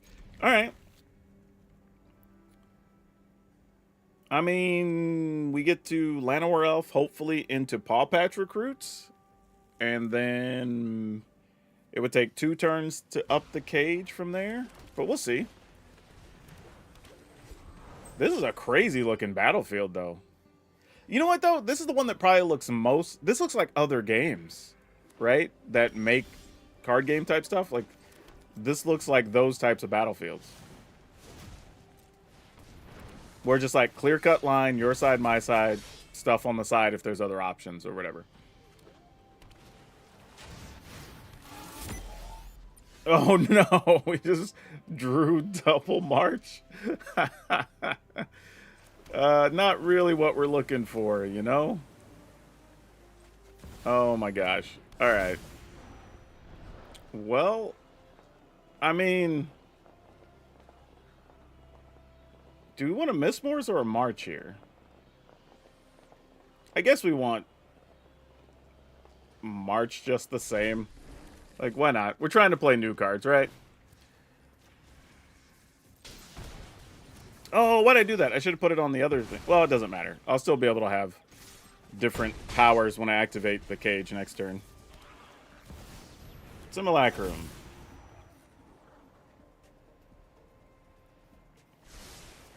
All right, here goes cage stuffs. Cage, put a counter on you. Get March. Attack for lots mini. Awesome.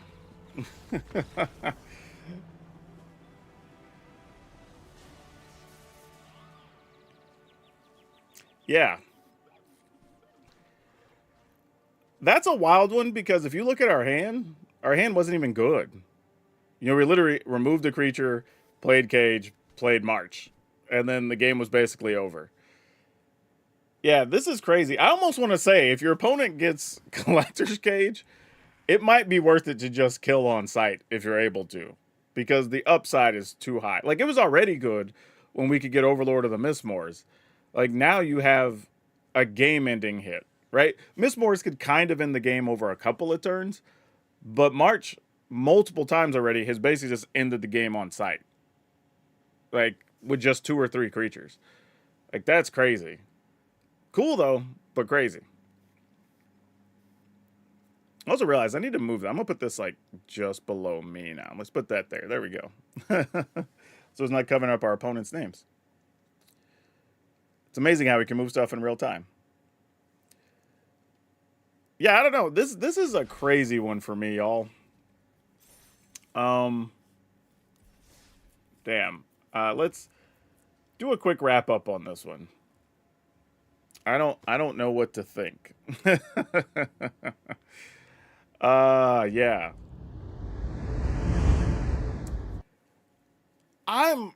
This deck is crazy.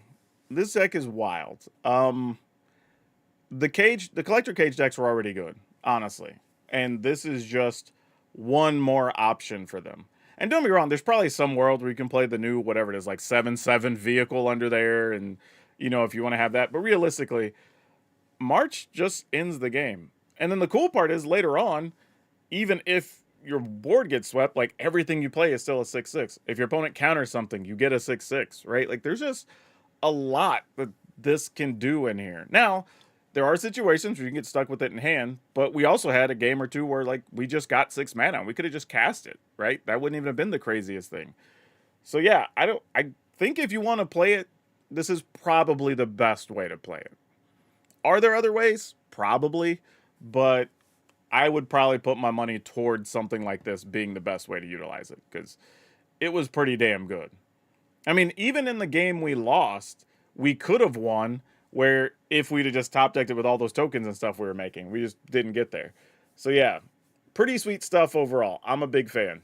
But y'all know the drill. There'll be a link if you want to download it, all that good stuff. Be sure to support our sponsors, all that stuff, keep the channel going. But otherwise, yeah, have fun with Aetherdrift. Tons of cool stuff in Standard, and we're going to be playing a lot more, so like, subscribe, do the dings, all that stuff. All of you for now. We'll see you next time. Okay, yeah, that was an adventure. You know, props to Yeoman 5. That was crazy. That was not how I expected those games to go, but it was pretty damn cool. Lord Drakewater says, "Hey PD, wanted to stop by and thank you for the advice you gave me a while back. You're a huge help." I'm glad it helps, honestly. Ajalia says, "Yo, what's up? What's up for you?" Yeah, okay. So another thing too, I want to remind people right now, wherever you're watching, but particularly if you're watching on YouTube, we do have different membership levels. And I'm about to send out a thing for first level members, so you'll be able, or first level or higher. Like you'll get to decide what we're going to showcase on the channel as the season goes on, what cards, what decks, that type of thing. I send questionnaires out. I'm going to be doing more videos because I have a lot of events we're going to be coming up to.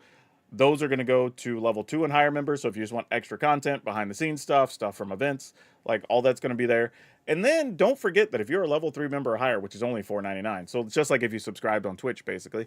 But we do have a thing that goes directly to email, so you get private help on deck lists, especially right now when Aetherdrift drops and you're wanting to build something new and you're like, I don't know the best way to do this or what cards I should be considering.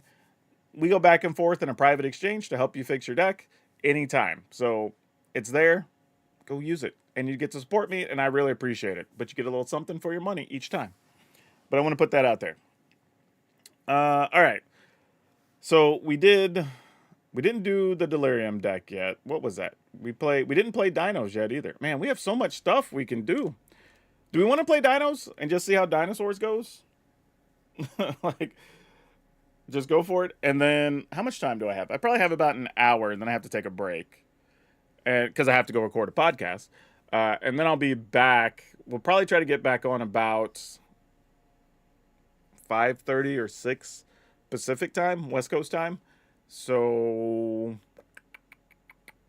and we'll probably stream for another 3 or 4 hours.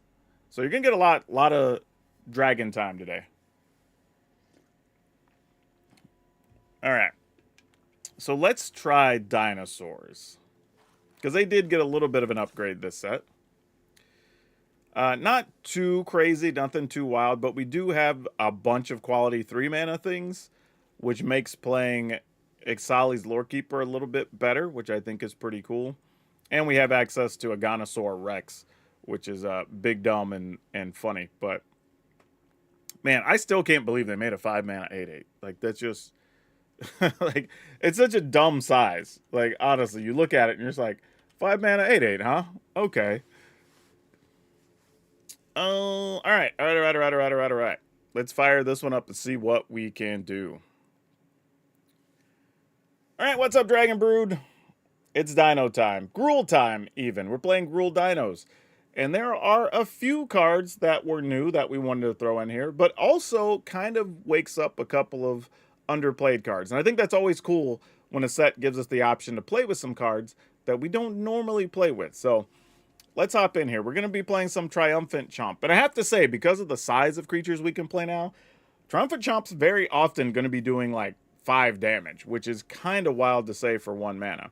Granted, it doesn't hit planeswalkers or anything, only creatures, but still, worth it. Ixali's Lorekeeper. I probably should be playing 4 Lorekeepers here instead of just 3, because we do have a fair amount of things now that cost 3, whereas we didn't really have that before, but we'll see how it goes. We do have some Llanowar Elves, obviously.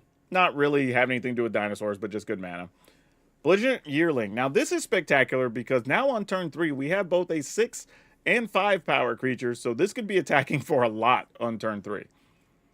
Intrepid Paleontologist. I'm playing a couple of these because late game, we can spend that mana, remove stuff from our graveyard, replay some of those, and especially if they're going to be really big on the cheap, this might give us some late game action, and it does remove stuff from graveyards. Ixquenth. This is just another fight spell, basically, and we're okay with that. And it's a little hasty boy, which might be pretty good. Of course, our big bodies for 3 mana, a 6/6 Hammer Skull, when almost everybody's a dinosaur, it makes plenty of sense. Same thing with the Regal Imperiosaur, it's just a big 5/4, pumps all of our dudes. Love this. And then a Tranquil Throwback. We're playing a couple, just because it makes sense. Removing graveyards, gaining life, it's a little versatility there. Surrak, the Hunt Caller. Not a dinosaur, mind you, but pretty much if you're doing anything with green and you have big bodies, Surrak plus anything is basically everything gets haste every turn, so why not play it, right? And then one of the other new cards, a Dinosaur Rex. I still don't know why we have an 8/8 for 5 with trample and cycling, and it occasionally will be able to protect the thing and give something big trample, because we don't have that many things with tramples, so that does help with that. And then giving us a little bit of extra removal, we do have Trumpeting Carnosaur. However, can do some fun things in conjunction with the Surrak, or, you know, even if we hit an Aganosaur Rex, I guess, you know, getting a 7/6 and a 8/8 for 6 mana is pretty strong. So yeah, there's a lot of silly things this deck's going to be capable of. We'll see how it works out. Only thing to call out really is we're not playing any copies of, what's her name, Galta, but I don't know if it's really necessary in this build because we have the ability to play red and get some things out of the way. But we'll see how it works out. We might want to end up putting Galtas in there in the end. As usual, we got them on the screen down that way, I think. Check out our friends over at Moxfield. We're going to have the deck available for you to download if you want to update your Dinosaurs deck. And if you want to buy anything, right below me, there's a thing there. It tells you go see our friends over at Tales of Adventure because they have tons of inventory, especially if you want to get Aetherdrift stuff or just fill out your commander decks or whatever.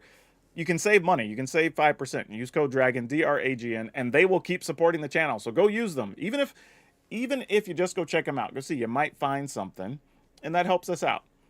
But all right, let's go see if the new dinosaurs still stomp as well as the old ones. Because I don't know. Let's find out. Polani's Hatcher wasn't necessarily a consideration, but it also cost 1 more mana.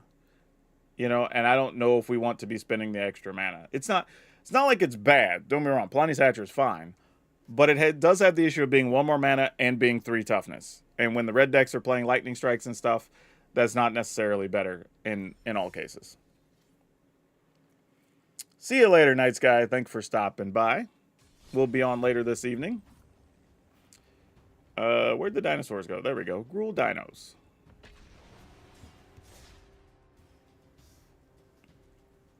Yeah, I'm wondering, because, like, the downside to the dinos as it's built right now, outside of, like, Frillback, we don't have a lot of ways to get rid of artifacts and enchantments.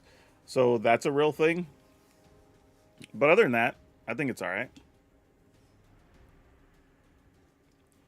Hey, Stormbreath Dragon, how's it going? See if we can get some opponents here. Yeah, I'm going to be on for probably about 45 minutes to an hour longer. And then, like I said, I'm going to take a break, relax, go record a show, and then I will be back at around 6 o'clock Pacific time, I think is when we'll get back on. But yeah, we played some wild decks already so far. This is going to be a crazy standard. All right. Let's see what we get. 1 mana thing into a 3 mana dinosaur. That's like step 1. Like the bare minimum of what we're trying to do with the deck. Can we get a big turn 2 play? I don't know what the answer is, but we'll find out. There's a good chance Lorekeeper just dies and then we don't have anything on 2. Spend it to play abilities, and when you exhaust a thing, you can copy it. Ooh. Alright. I guess we're going to go here. Just go as big as we can. And then we can play Imperiosaur and shoot something. So that's pretty good. I don't hate that. Repurposing Bay. Ugh, that gets to go get something right now.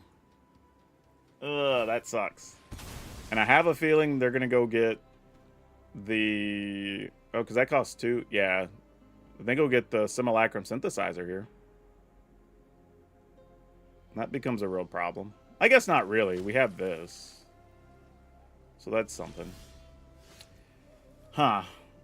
Well, where I wanted to play the Imperiosaur, I think I have to get rid of Repurposing Bay. A little bit sad, but it's probably the right thing. Whoa, let's use mana from you first. I don't... Yeah. And this can make red-green? Yeah, cool. All right, had to make sure we had all the right lands we needed.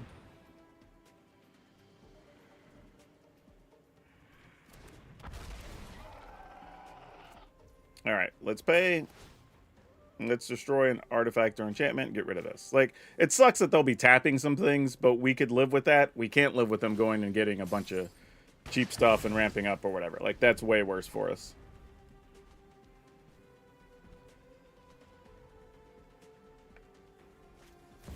And there's the Simulacrum. Dang it. Well, situation is what it is. We just got to make the most of it. Good news is we should be able to kill at least the first golem that gets made. After that, I don't know what things are going to look like. If there's 2 golems next turn, that's gonna hurt a lot. Ooh, you don't suck, though. All right, this is a sorcery anyway, so we can just do this and get in for another point.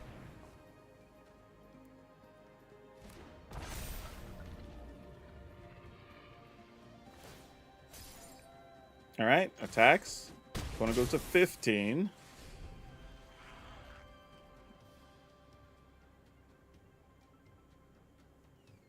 So it's just what ends up making the golems here is going to be the issue.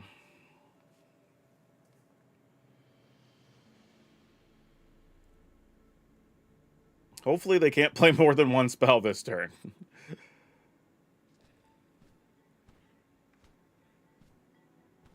Though, I don't know, we could also get lucky off of a Carnosaur if we just have to gamble. We'll have 6 mana next turn.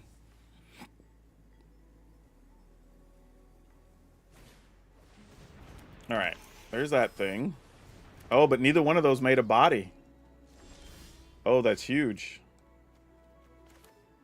Yeah, I think if we kill that, they tap the... No, they still only take... They take 10. I think we still should kill it, though. Alright. Not excited about it, but I think it's still the right thing to do. And then go to attacks. Actually, no, I can't activate this, because this can only be used for dinosaurs. Alright.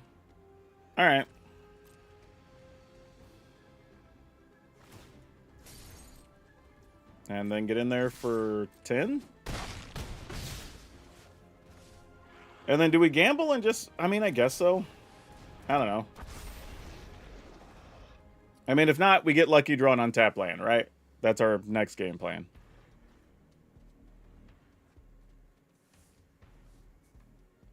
Nope, just the GG's. All right, cool. Dinosaurs get there.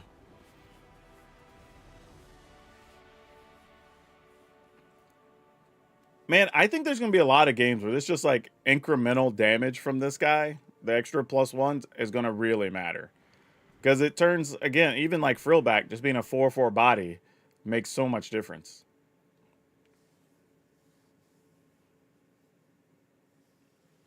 Yeah, y'all should follow me on the YouTube. Subscribe if you haven't yet. Help us out. Or if you're following me even on Twitch, you know. Don't forget to use your Bezos bucks if you still have them, whether it's on me or somebody else. You know, be sure to use them. Don't let them go to waste. Do.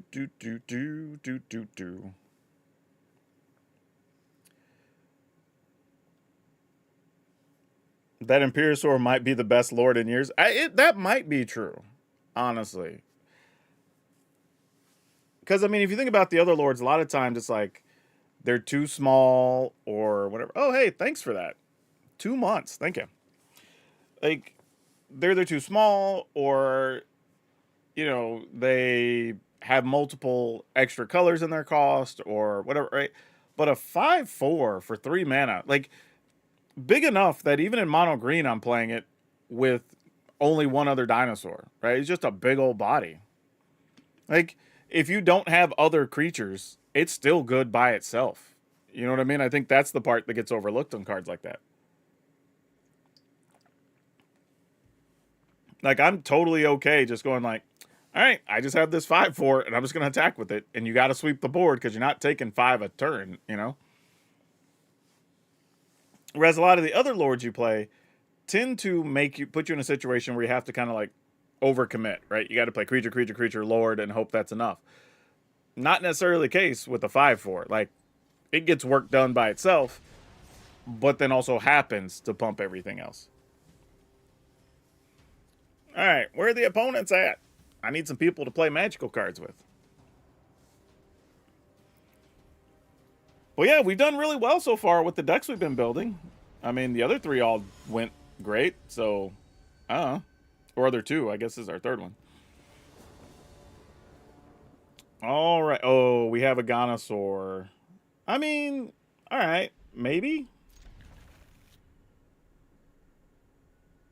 I almost want like a 2/2 guy in Llanowar Elf on 2, but like we'll see.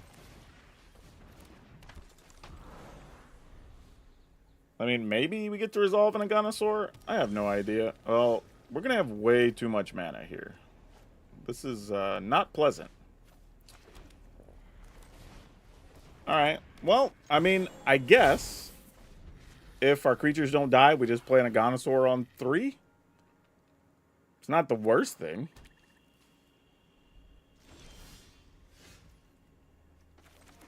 Ooh, almost the right mana to be able to play this and protect it. But let's go here. It probably dies, but whatever.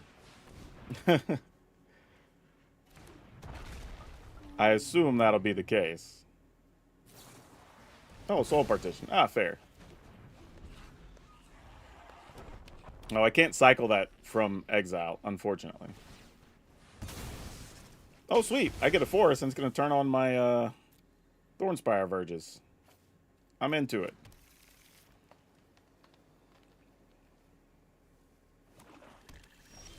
Got double black. We got a cavern. I don't think that really matters here. Alright. Dinosaur up. Attack. I'm not sure what else we're doing.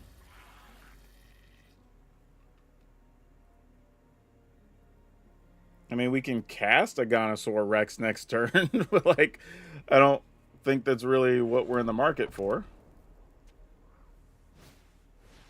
Ashes. No. All right. Well, we'll just play Big Dumb Guy. Big Silly 8/8.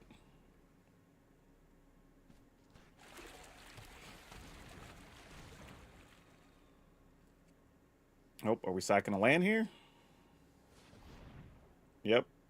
Probably going to go get double white, if I were guessing.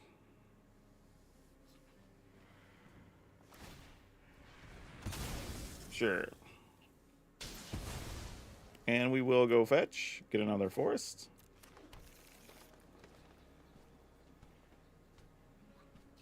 Need something good here, though. I actually probably would like to just get... Oh, well, they had more removal. I was going to say our 7/6 guy. Oh, well, there we go. I was literally just like, that dude. That's what I want. Yeah, let's see what we can get here.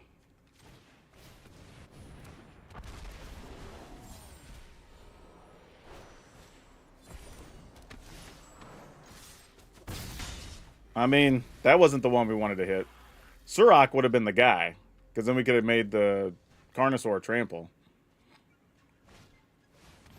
Deadly cover-up? Sure.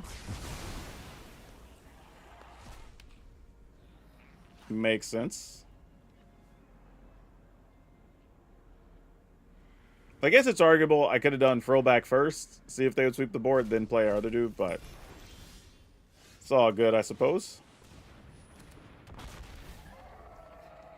Auto pay. I guess if I were to remove their graveyard, they would have just not been able to exile. Alright, so we'll gain the 4, exile their graveyard. Not that I'm sure it does much. And pass the turn. Think they got us here, though. We drew a lot of mana and also missed on our Carnosaur, so that should probably do it. Yeah, now they got Karametros, so Ketramos, so that should do it.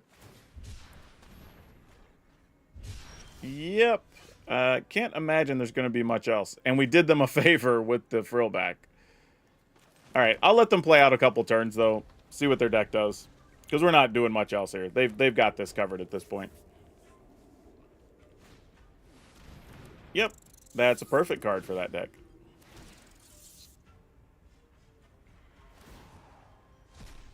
Makes sense.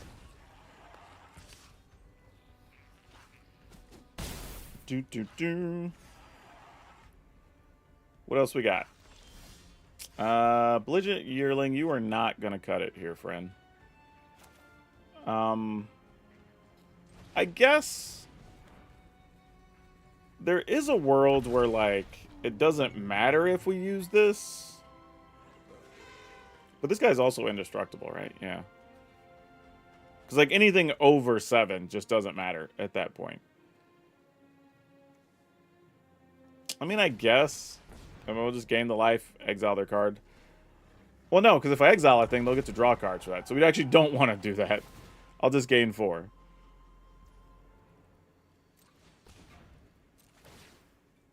Alright.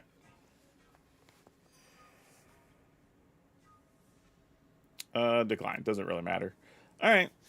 This is probably just beginning of the end, though, I would imagine. Unless for some reason they draw, like, 4 lands in a row or something. But even then, you just start sacking tokens to draw cards. Yep, that's pretty good.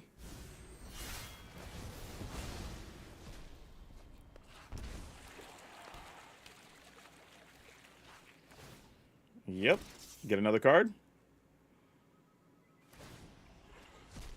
Yeah, this is probably one of the better builds of this version of deck I've seen. Makes a lot of sense. What's the backside of this? Whenever equipped creature attack... Oh, it's the equipment. Yeah, no blocks. I mean, you get it. It does what it's going to do.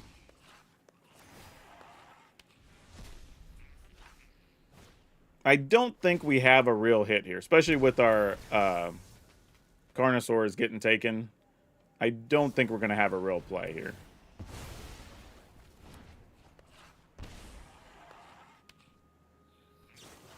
Yeah, okay. Alright. Like, even if we replay our stuff, it doesn't matter. We're dead there. Alright.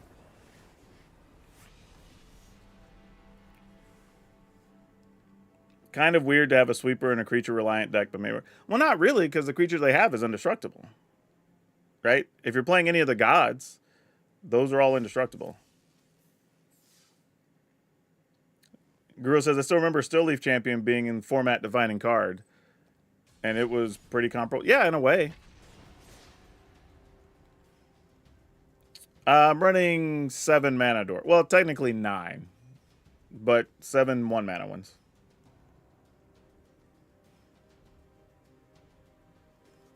Yeah, that's what I expect the Ketramos decks to look like.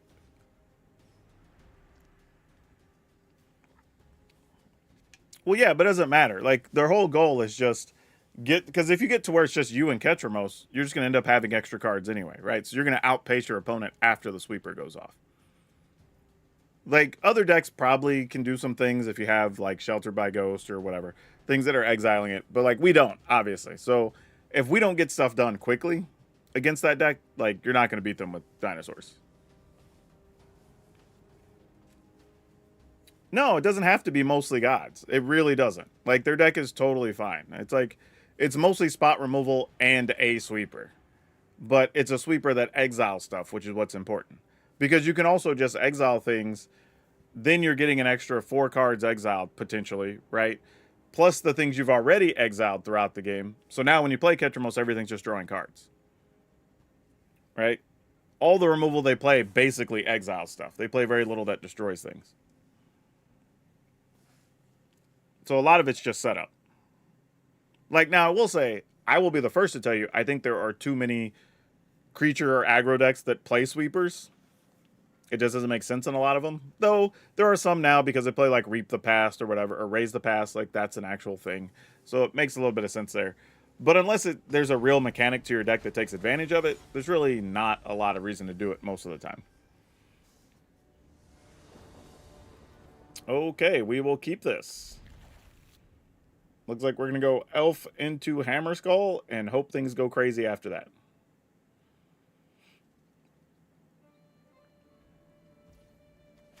And they're playing with the doggo sleeves there.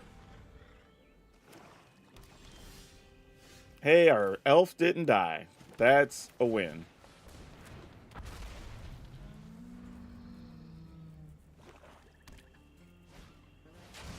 And we have to sacrifice the thing. Each opponent sacrifices a creature or vehicle of their choice. Each opponent can discard a card. Well, I guess Llanowar Elf, it sucks to be you. Tough life, friend. Yeah, we're going to go here so we can attack for 6. 7, actually. Damn, that's a big ol' hit. 7's a lot.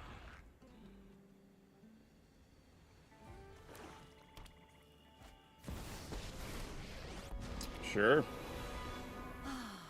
Nobody knows Dominaria's shadows. Sacking this duder. Haven't you ever heard of Ooh. personal space? Dinosaur, I don't hate that. Let's go here. Again, we can't use this on Planeswalkers. I'm almost wondering, like, how much do I care to get rid of Liliana with the opponent at 13, but I think we still should. And then possibly a Dinosaur could be super sick, so we'll see. Because even if they kill Hammerskull, a Dinosaur, if we get an untapped land, it turns a Belligerent Yearling into an 8/8. What does this do? Sacrifice, you gain life equal to your speed.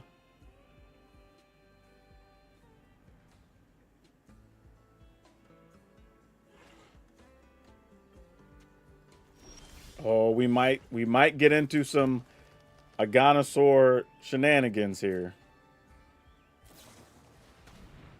Oh, we just might. Put 2 counters in cycle. Do you have another kill spell? No.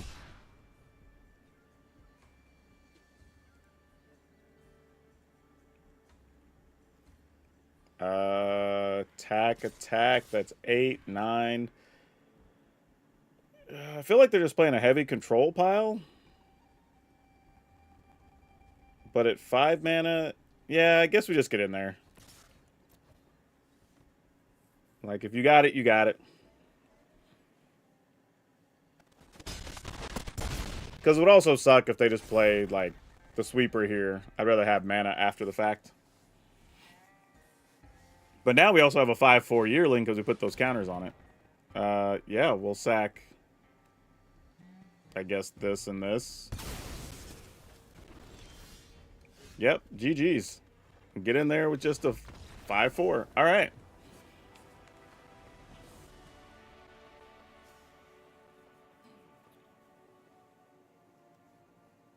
Okay. Sizable dinos, like, did the job. Like, that's saying something, considering we lost, what, 1, 2, 3, 4, almost 5. We were able to protect one. But, yeah, that makes a big difference, realistically. That's pretty crazy. I'm into it, though. I'm here for it. Like, if you can survive that many kill spells while just playing dudes, like, dinosaurs might have a chance. For real.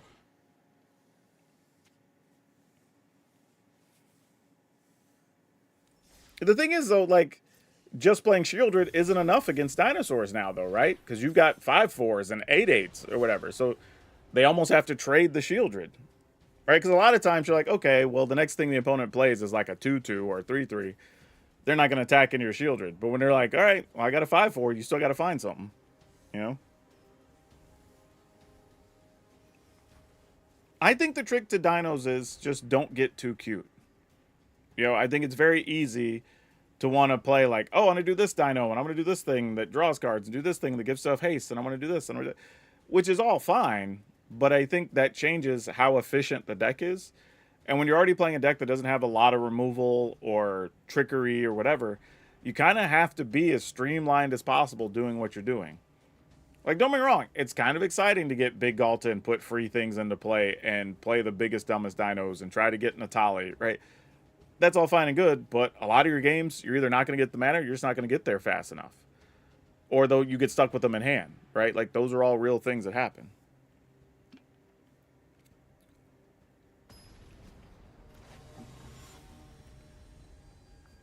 Split up is fine, but also, you know, your opponent can also play around it a little bit if they're thinking about it. Ooh, what do we do here? All right, we're definitely going to keep it. We didn't get a 1-mana Duder, but we got Paleontologist. Whoa, what? Oh, I guess I accidentally hit the stop. I was like, wait, what? I was actually trying to click these fans and see what was going on, if there was a thing we could do with the fans. Firebrand. Alright, I have no clue if this is goblins or not. But I'm going to run this out here as bait. Because there's a chance they might spend a removal spell on that, and then we just go hit them with the 5/4. Slicer, you attack, I'll block. I promise. They weren't interested in our trade. Sad. See, this is where things get a little goofy. Actually, you know what? I am going to... Well... Because just having 2 things to block here is actually kind of nice. And then I could still have 2 mana to kill something with an Ixquinth, possibly. Or 4 mana, because play it and activate it. So yeah, I think I'm just going to do this. And just keep creatures back. Like, they look like they're playing some type of goblin deck, so us just having bigger bodies behind is probably smart here. I'd be willing to give up the Paleontologist on a block if it came down to it. Sometimes just got to make the tough choices. Slicer. So now you get 2 goblins. Yeah, I'm blocking. You got a rage? Nope, but they get 2 dudes. Fair. Ooh. You don't suck. Let's play this. And we will kill a Slicer.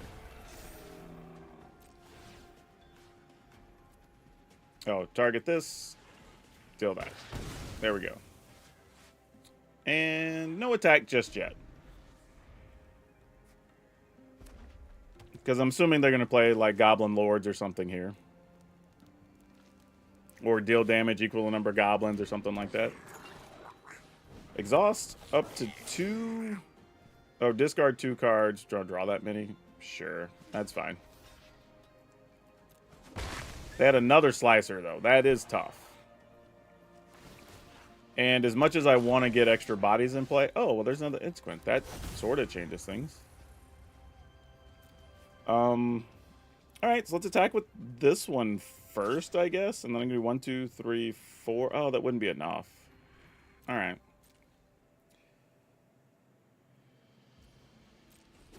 I don't think I'm even going to go to... I'm just going to do it. Like, if you overrun us or something here, then, like, you got it.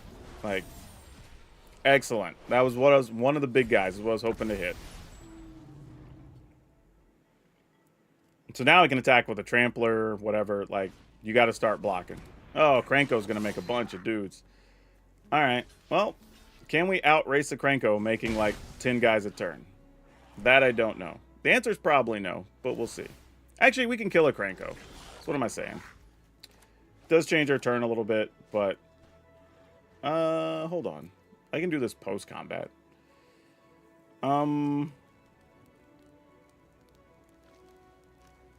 Alright. Let's attack with this. I mean, we're at 19. Whatever. I'm like, what am I concerned about? Get in there.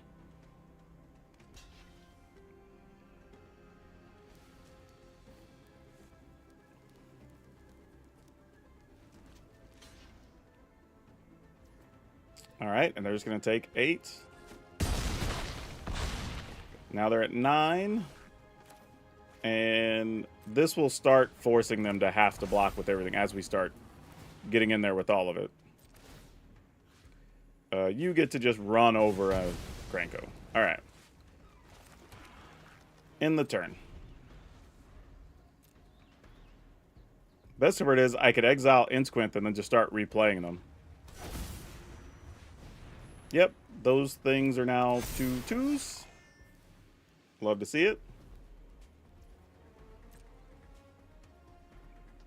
Attack with the 2/2. We block. Make more thingeries. Why not?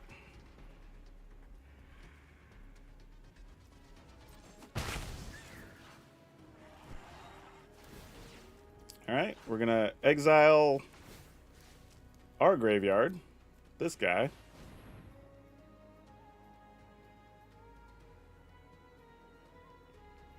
Yep, that'll do it.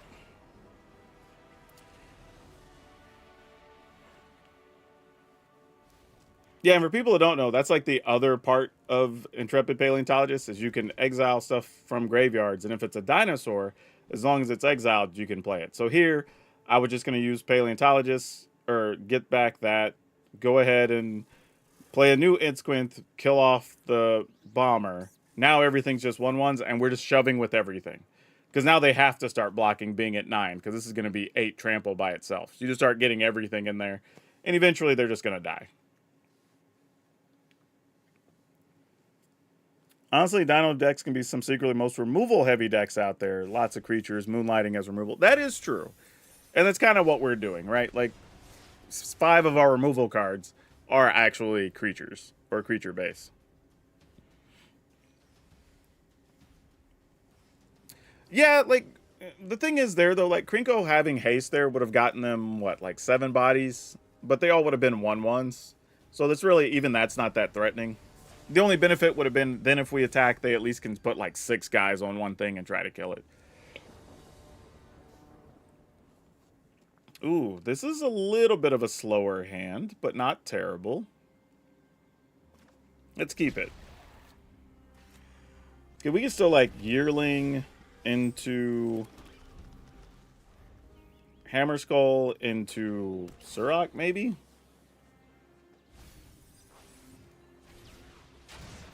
All right, well. Oh, well, where were you? You're late to the party now. I don't even care.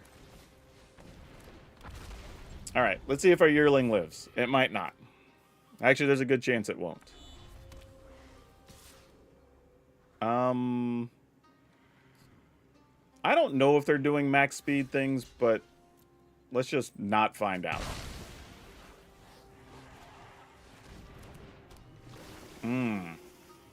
Okay, well, that's a real card. You aren't bad, but I think we're just going to go here. 6/6 is still significant size.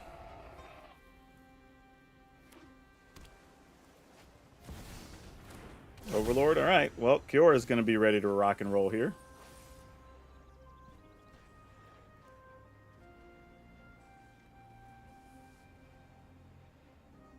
And do they have removal to go with the Kiora? Man, you know how different it is if we'd have got one of these 1-mana creatures turn 1? Amazing how little just a small thing makes such a huge difference. They might just have another Kiora, I bet, too, right? No, okay, there wasn't. That happens a lot, though. Let's play this. Put it on Dinosaur. Let's make... I guess we could play Imperiosaur and Lore Keeper. Possibly get access to that next turn. I don't hate it.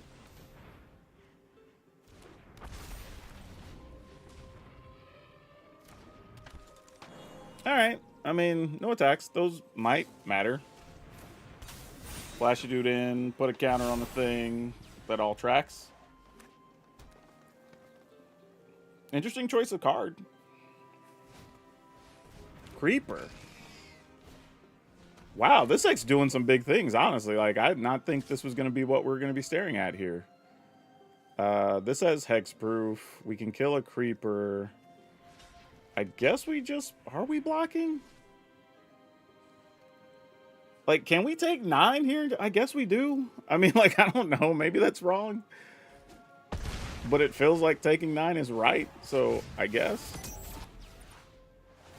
Damn, that's so much extra to be, like, going up a level or whatever. A speed. Okay. So, what does this look like? We didn't draw land to play Carnosaur, but we got another Carnosaur. So, if we... Carnosaur kill Creeper... What is this? What do these turns even look like? Alright, I guess we're going to try to attack. I don't know what that last card is in their hand, but we're not going to not attack.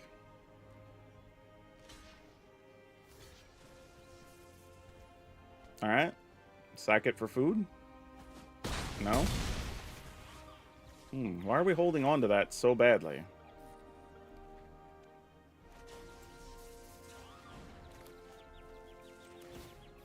And target this? Oh, they had another one. Okay, that makes sense.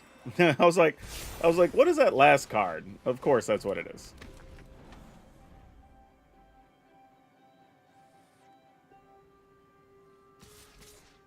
All right, I guess we block this. I mean, they'll turn that into a 9/9, I'm sure.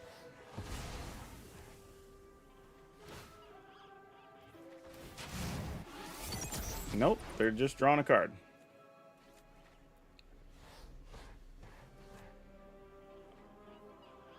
Yeah, not sure what else we do here. Mimeoplasm. Whoa. All right, this comes in as a 6/6. Oh my god. Yeah, that's a thing. I mean, I guess we just play it and hope to hit something. I don't even know what we want here, but okay. All right, we got Surok. I mean, if we were gonna get something, that's a thing to get, right? So we need 2 blockers back, so we for sure don't die, because they could just have a bounce spell or removal or something. So let's just give this haste. I'll attack with this and this. And hope we're not dead. It's kind of how this is going to go. Alright, 1 unknown card. Though this can copy, make it become a copy of a thing. Yeah. So, yeah, we're dead. No, that's 8. And a +1. Okay, they didn't flash in 1, so we're not dead yet. I mean, we're not winning either. But we're not dead yet. They got to max engines. Haywire Might. That's a blocker, and it gains 2. So we need a removal spell. Oh! Does that do it? Opponent can block that, take 10, 17? I think that's it. I'm just trying to think, like, what else would we target? But I think that's the thing, right? We just target the Haywire Might. That doesn't kill anything. Oh, they go to 14. All right. Do they have it? Oh, they did. All right, GG's. They win. I mean, they drew 3 of them. What are you supposed to do?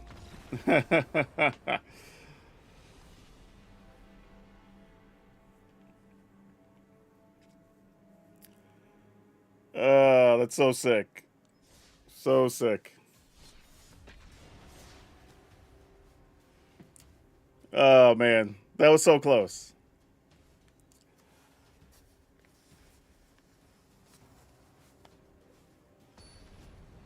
Man, I'm trying to think if there's anything else we could... Actually, if we'd have drawn another body, then we would have had one more thing, even if they would have flashed in a blocker, and we would have been okay, but didn't get there.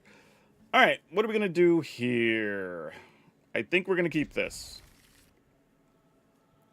And as much as I want to play Paleontologist, I'm going to hope the Yearling lives and go Yearling into Hammer Skull. And I think is going to be our gameplay situation here.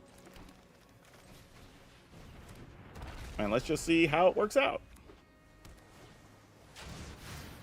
That dude. We can try killing that next turn. Let's go Dinosaur here, play a big body, attack for 6. We will take that action. Oh, this guy's an artifact too, right? Yeah, we can just kill that with Frillback.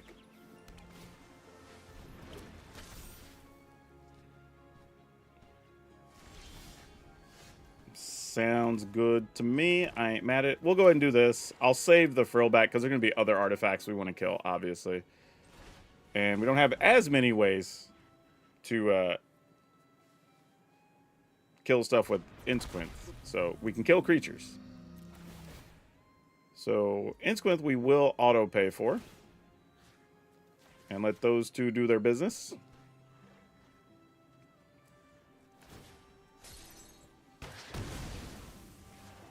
And then we will decline so I can attack for 3 instead of 2 there and make it 5 total.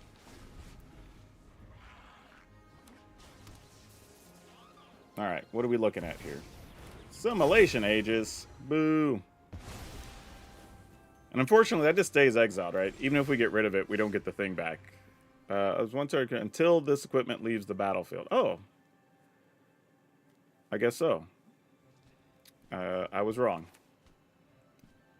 Opponent's at 9, though? Yeah, all right. Dinosaur, but if we just activate this, 3, 6, that's it too, right? Yeah, all right, we'll do it this way. They still get to tap a thing here, so that's real.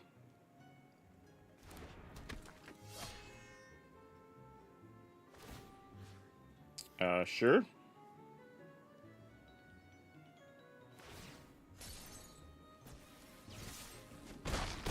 All right, opponent's at 4. And if they sweep the board here... Oh, Gearhole. Still at 4. So, do we just kill the Gear Hulk?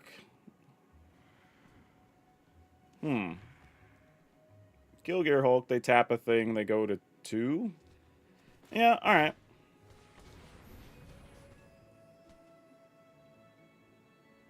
I mean, I guess I'll remove their... It's not even worth removing the graveyard, though, is it? I think we just gain 4, destroy that guy. Destroy artifact or enchantment, gain 4 life. And then they tap 3, go to 2.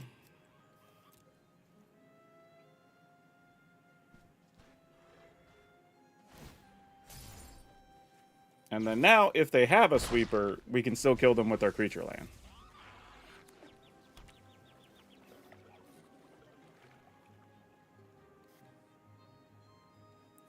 Oh, they do have Restless Anchorage. My bad. No, opponent's saying GG, though.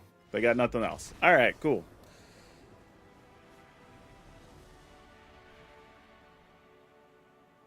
It's Post Malone? No, it's definitely MTG Malone.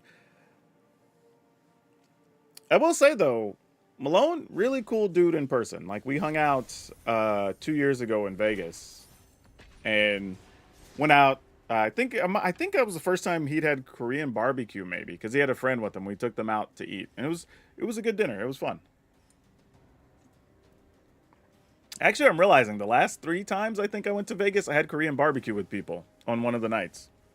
And it was a different restaurant all 3 times, which is kind of funny.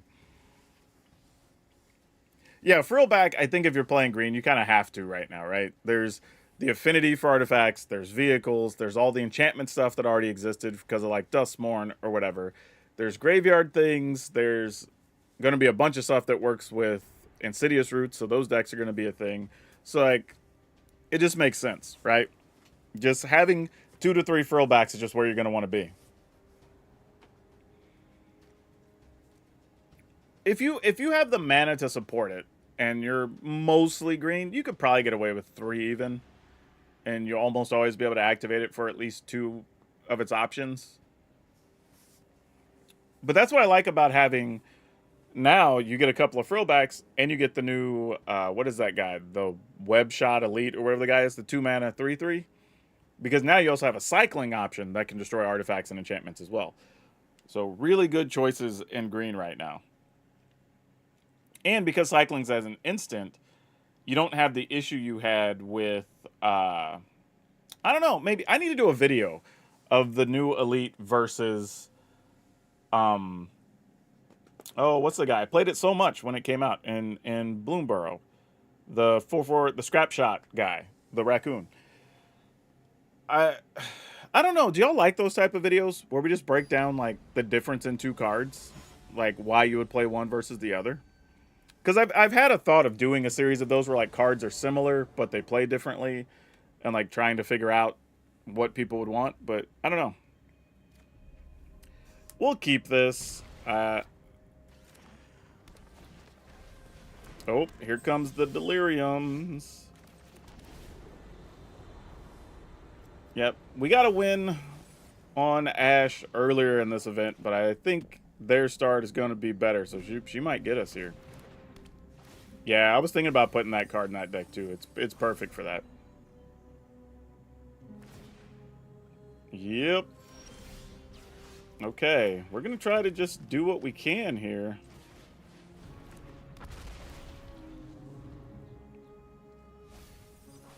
Yep, and there's the Soul Cauldron. Fortunately, we have a frillback, but all it takes is one use of the Soul Cauldron sometimes to put you in a bad situation. Ugh. They already have creatures in there, right? Yeah. So, what do we want to do here? I need to think about this. Like, I feel like we need to kill NT, but gosh damn, probably just not worth it yet. I guess we just go this dude, because obviously we want to remove their graveyard, but we can't do that till next turn. All right. This turn I feel like is going to hurt a lot. All right, they got 2 Delirium. Seed of Hope, putting more things in there. Yep, and there it is.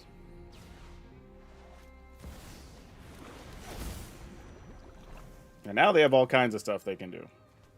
Give dudes haste, make 4/4s, all that.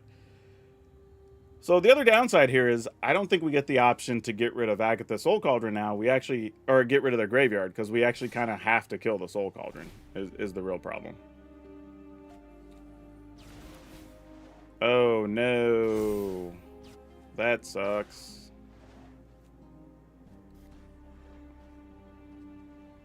You don't have mana to do that though. Alright. Sure. Like, why not? Like, it's good as anything. There is a plus side, though. We know 1 other Soul Cauldron is already in the graveyard. So if they're playing 4, 2 are gone already. So that is significant, you know? But we got to get rid of it now, because we already saw that Loot is in the yard along with Thrill Seeker, and we just can't survive all of that happening. Too many shenanigans, as they say. Auto pay. We will definitely destroy an artifact or an enchantment. Get rid of that. Even though this is still really good.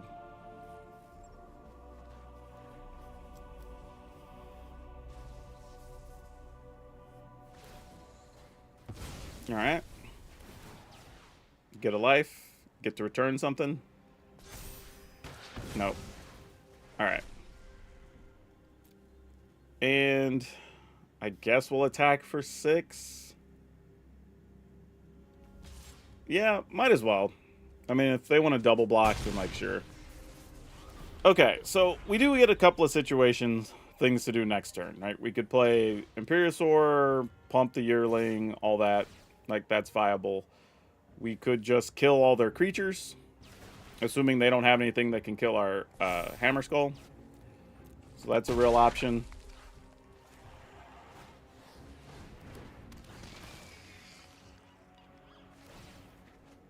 All right. And they got another land. And another beastie. Oof. All right. Oh, that's interesting. Hold on a second. I just wanted to kill 2 things, but maybe now it doesn't matter as much. What if we... Yeah, I think we still do. Otherwise, I feel like we're getting a little bit greedy there. Actually, if I play the 5/4 and just kill Inti, is that good enough? Like, this gets to attack twice, but we get to trade. They have 1 card left. I'm kind of just like, how important is it, you know? Like, how do we feel about it? All right.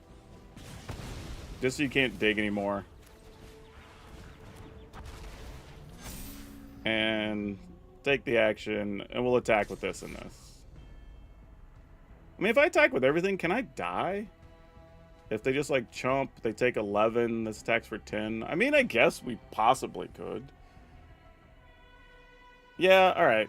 There is a world where we could die if we weren't careful, so I'm just going to attack with those.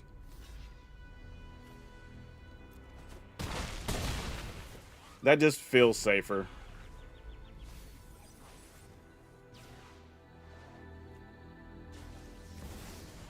Ooh, another Soul Cauldron. Dang. Man, just straight ripped it. All right. Nope, you can pump a thing, sack a thing. You get loot to use multiple things here. Ugh.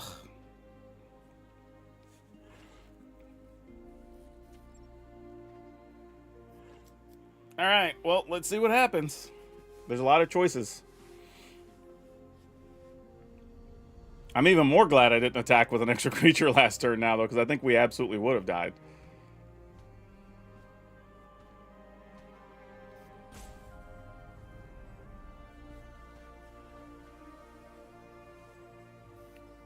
I wasn't even thinking about them ripping another Cauldron. I was thinking about so many other spells, but also relevant. Yeah, we've seen a few people building with Soul Cauldrons and Exhaust or whatever. I think it was the obvious deck that people wanted to build, especially once you saw loot, you know? Is that the one that lets you discard to draw? Oh, no, that lets you give haste or make a dragon. Relevant. What is that unknown card in hand? That's what I want to know. All right, Beastie is getting +1 in haste. Sure. So now what? I mean, we don't have anything with trample right now either. So that's also real.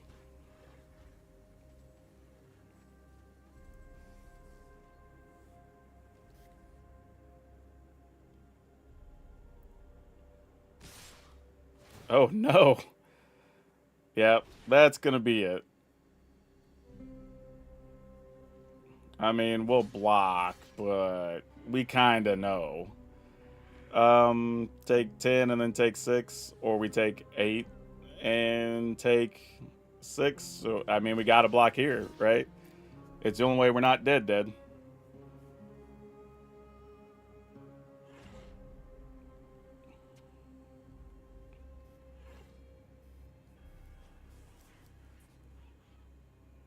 And even then, we're only at 1. Like, so we're still real close to dead. Oh, they hadn't pumped that yet, though, have they?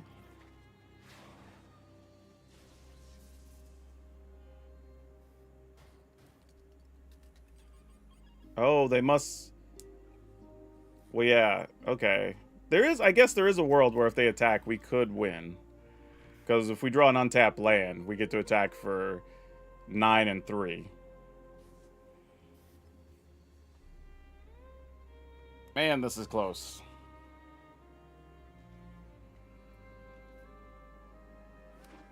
All right. Ooh, and we did draw it. So good no attack. Good no attack. Because we actually got the card we needed. Okay, so are we more benefited by playing this, attacking for 6, because we could kill that, put the opponent at 6, but then if they have a kill spell, we die. So that's no good. We could play a Dinosaur Rex, be able to safely block 2 things, then take 4. But no, we just die anyway, right? Because then loot says you just get to shoot us for... So we have to attack, actually. Wow, this sucks. Like, I didn't realize that. We actually have to... Well, no. Man, there's so many things wrong with this scenario right now. Because if we don't kill a creature, we literally can just die. Because we have to block, and then get shot for 3, maybe? I don't know. Let's do this anyway. Auto pay. This will deal damage to that. Get that out of the way. No attacks, just so nothing crazy happens here. Playing something else, giving it haste, everything gets +1. You know, that whole scenario.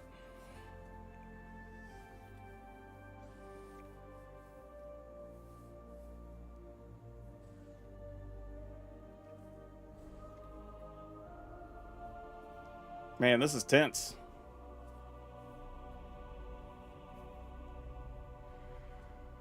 Fortunately, those don't trample. That's like the only good thing here. But also, no, we're dead anyway. Yeah, because now you just make that a 6. Bump it, fling it. Yeah, GG's. Yeah, we're dead. Like, so close. So close. I needed a removal spell earlier.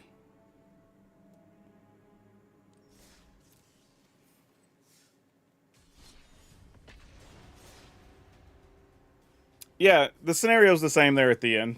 We just didn't have an out. I needed, realistically, the only way we have an out is getting rid of Soul Cauldron. I would have had to draw the other... well, not true. A combination of either get rid of Soul Cauldron or exile the graveyard. We needed either of those things. Otherwise, couldn't win.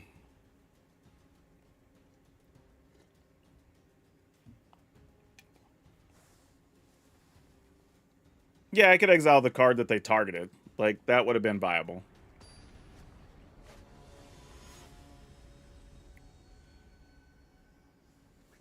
Alright. Let's see. I have time to get a couple more in here, I think. Maybe one more. Opponent goes first. Ooh, this is not good. I'm going to have to mulligan this. That wasn't the happiest of starts there. Let's keep this. And I think I'm just going to get rid of the Dinosaur. And just say that has to be good enough. Hey, duder. Alright. What are we doing? That guy. Alright. Well, I think we're going to be doing this anyway next turn. So let's go ahead and just play a big 6/6. And then we'll try to frill back and kill this, because that's probably the thing we want to kill. At least I would think so. But things can change.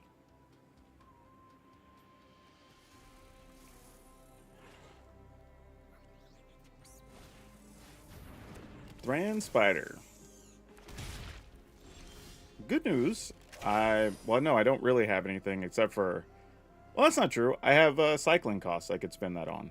So that's kind of nice. Alright, let's do this. Oh, can I not use it? Oh my gosh, I have to use that before I attack? Or before I cast it? Oh, that doesn't count as a dinosaur ability? Are you serious? Oh, we're going to lose because of that. Damn. Yeah, alright. Man, that's brutal. That dude shouldn't even be on the battlefield right now. Alright, well, not much we can do about that. Nope, that makes sense.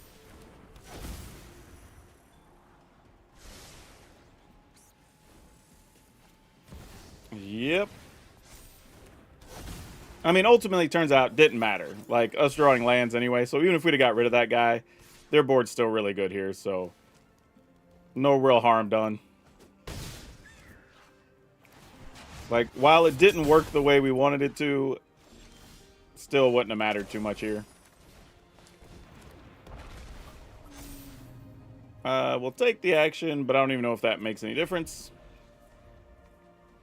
We just needed a bigger dinosaur there. Like, if we're going to draw all the mana, we need to hit something bigger. Oh, okay. Well, now we're just dead. Like, you got it. Yep, just attack with things. I won't block. But thing to remember, Lorekeeper, even though it cares about dinosaur abilities, apparently doesn't see Frillback that way.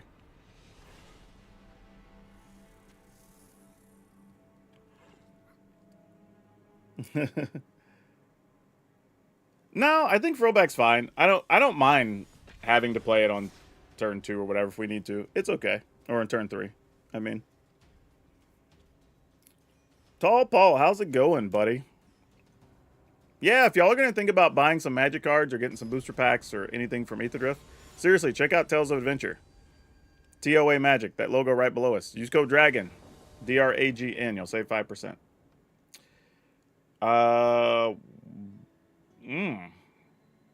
No red mana, huh?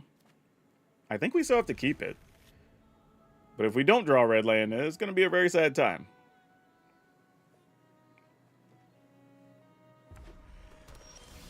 Oh boy. Lana, where else do you live? Surprisingly, yes. Opponent didn't play a creature or a removal spell. Though we're just going to play triplicate Llanowar Elf probably, I guess. Not really. Nah, we're still going to play Hammer Skull. There's too much value. Unless they just kill Llanowar Elf here, then we just go Elf-Elf.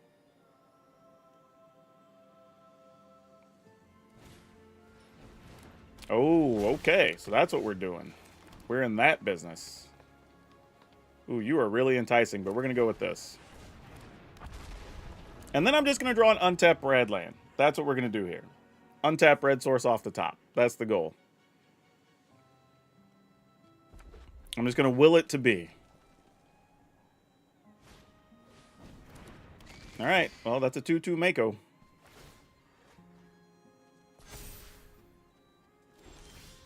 That was definitely not it.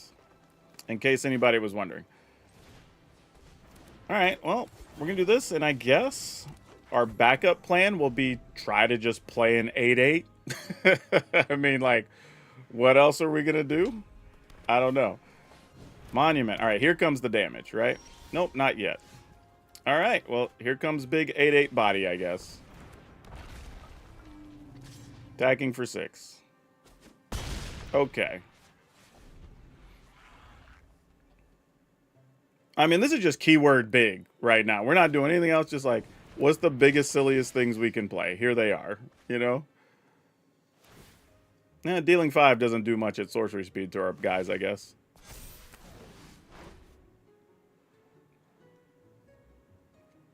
Yeah, I mean, 8/8, 6/6, and the 8/8 tramples, like, those are real numbers.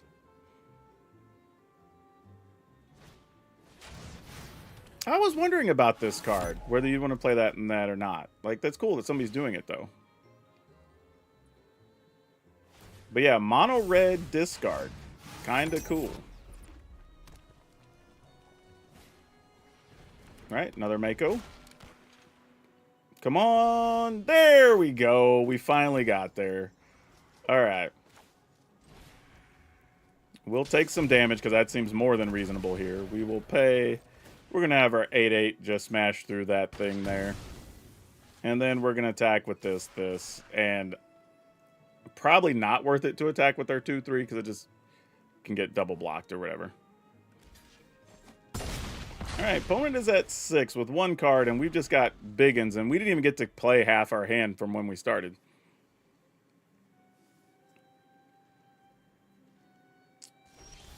Intriguing. Yeah.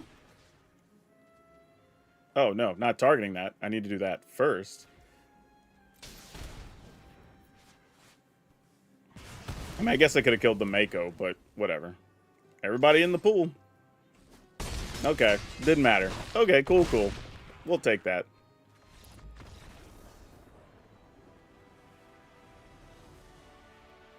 Does the Shattered effect completely neuter this deck? I don't even know what the Shatter effect is.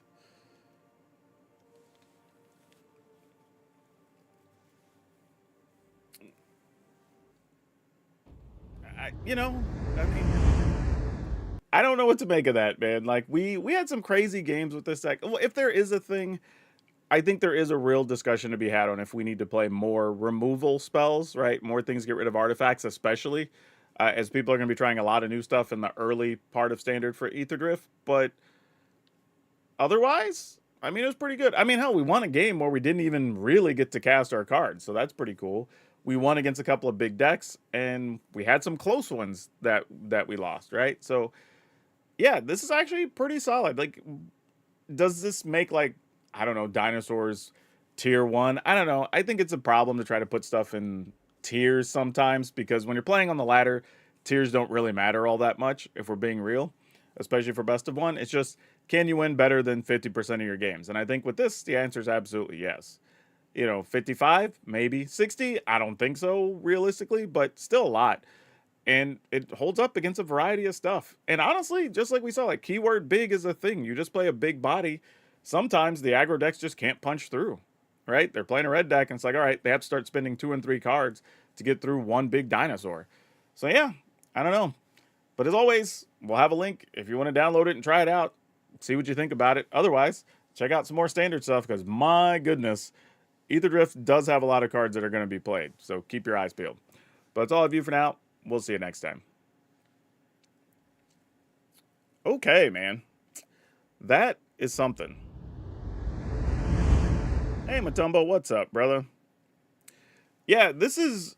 I mean, this shouldn't even work. You know what I mean? Where the opponent's doing exactly what they wanted to, had the turn 1 Mako, discarded a bunch of stuff, got extra cards off the monument, and we literally were just like, well, here's a 6/6 and an 8/8. What are you going to do about it? Like, that's literally all that game was until we found the Itzquint. And we really only made 2 significant attacks, and then the game was over. You know? Like, these new dinosaurs do matter, man. I think they're legit. But all right. Want to remind everybody, if you haven't, be sure to subscribe, whether you're on Twitch or on YouTube or even on Facebook. That would really help us out a bunch. Obviously, if you like these videos, click the things that make the dings all below, because that helps a bunch too. And don't forget, if you are looking to support the channel directly, instead of having a Patreon, I do have memberships on YouTube for 99 cents. I think they're like $1.90 or $2.99 and $4.99. And they get you access to help, like, direct what's going to be on the channel. You also get extra videos, and especially right now with Aetherdrift coming out, you get extra deck help privately if you're a level 3 or higher. So, you know, for the same price that you would subscribe on Twitch. So yeah, this is really, really cool. So far, Aetherdrift, we saw a bunch of different decks. I think the only thing we saw duplicates of were, well, we ran into CGB twice, trying out the blue-white artifact deck. We saw, I think, 2 different decks. We saw 2 or 3 Teamer decks trying to do Exhaust. We saw a deck or 2 trying to do root stuff. And then the rest was kind of like a variety, I think. So we played against a whole bunch of different things, which is actually really, really good. But here's what we're going to do. I got to take a break. I have a podcast I got to record here in about 25 minutes. So I'm going to step away, go grab a snack. I'm going to handle that business. And then I'm going to come back at about, my goal is going to be 6 o'clock Pacific time. It might be a little later, maybe 6:30. But I'm going to aim for 6. And we're going to do probably another 3-4 hours. So if y'all want to come hang out some more while we try some more decks for Aetherdrift, that'll be the time to come see us. So come by, come hang out, don't forget, like I said, subscribe in all the places, follow, do all the things, you know, that help out. Y'all know how the internet works and content. But yeah, y'all go have fun. I'm gonna go eat so I don't die and wither away, and y'all can see me again in about 3-ish hours.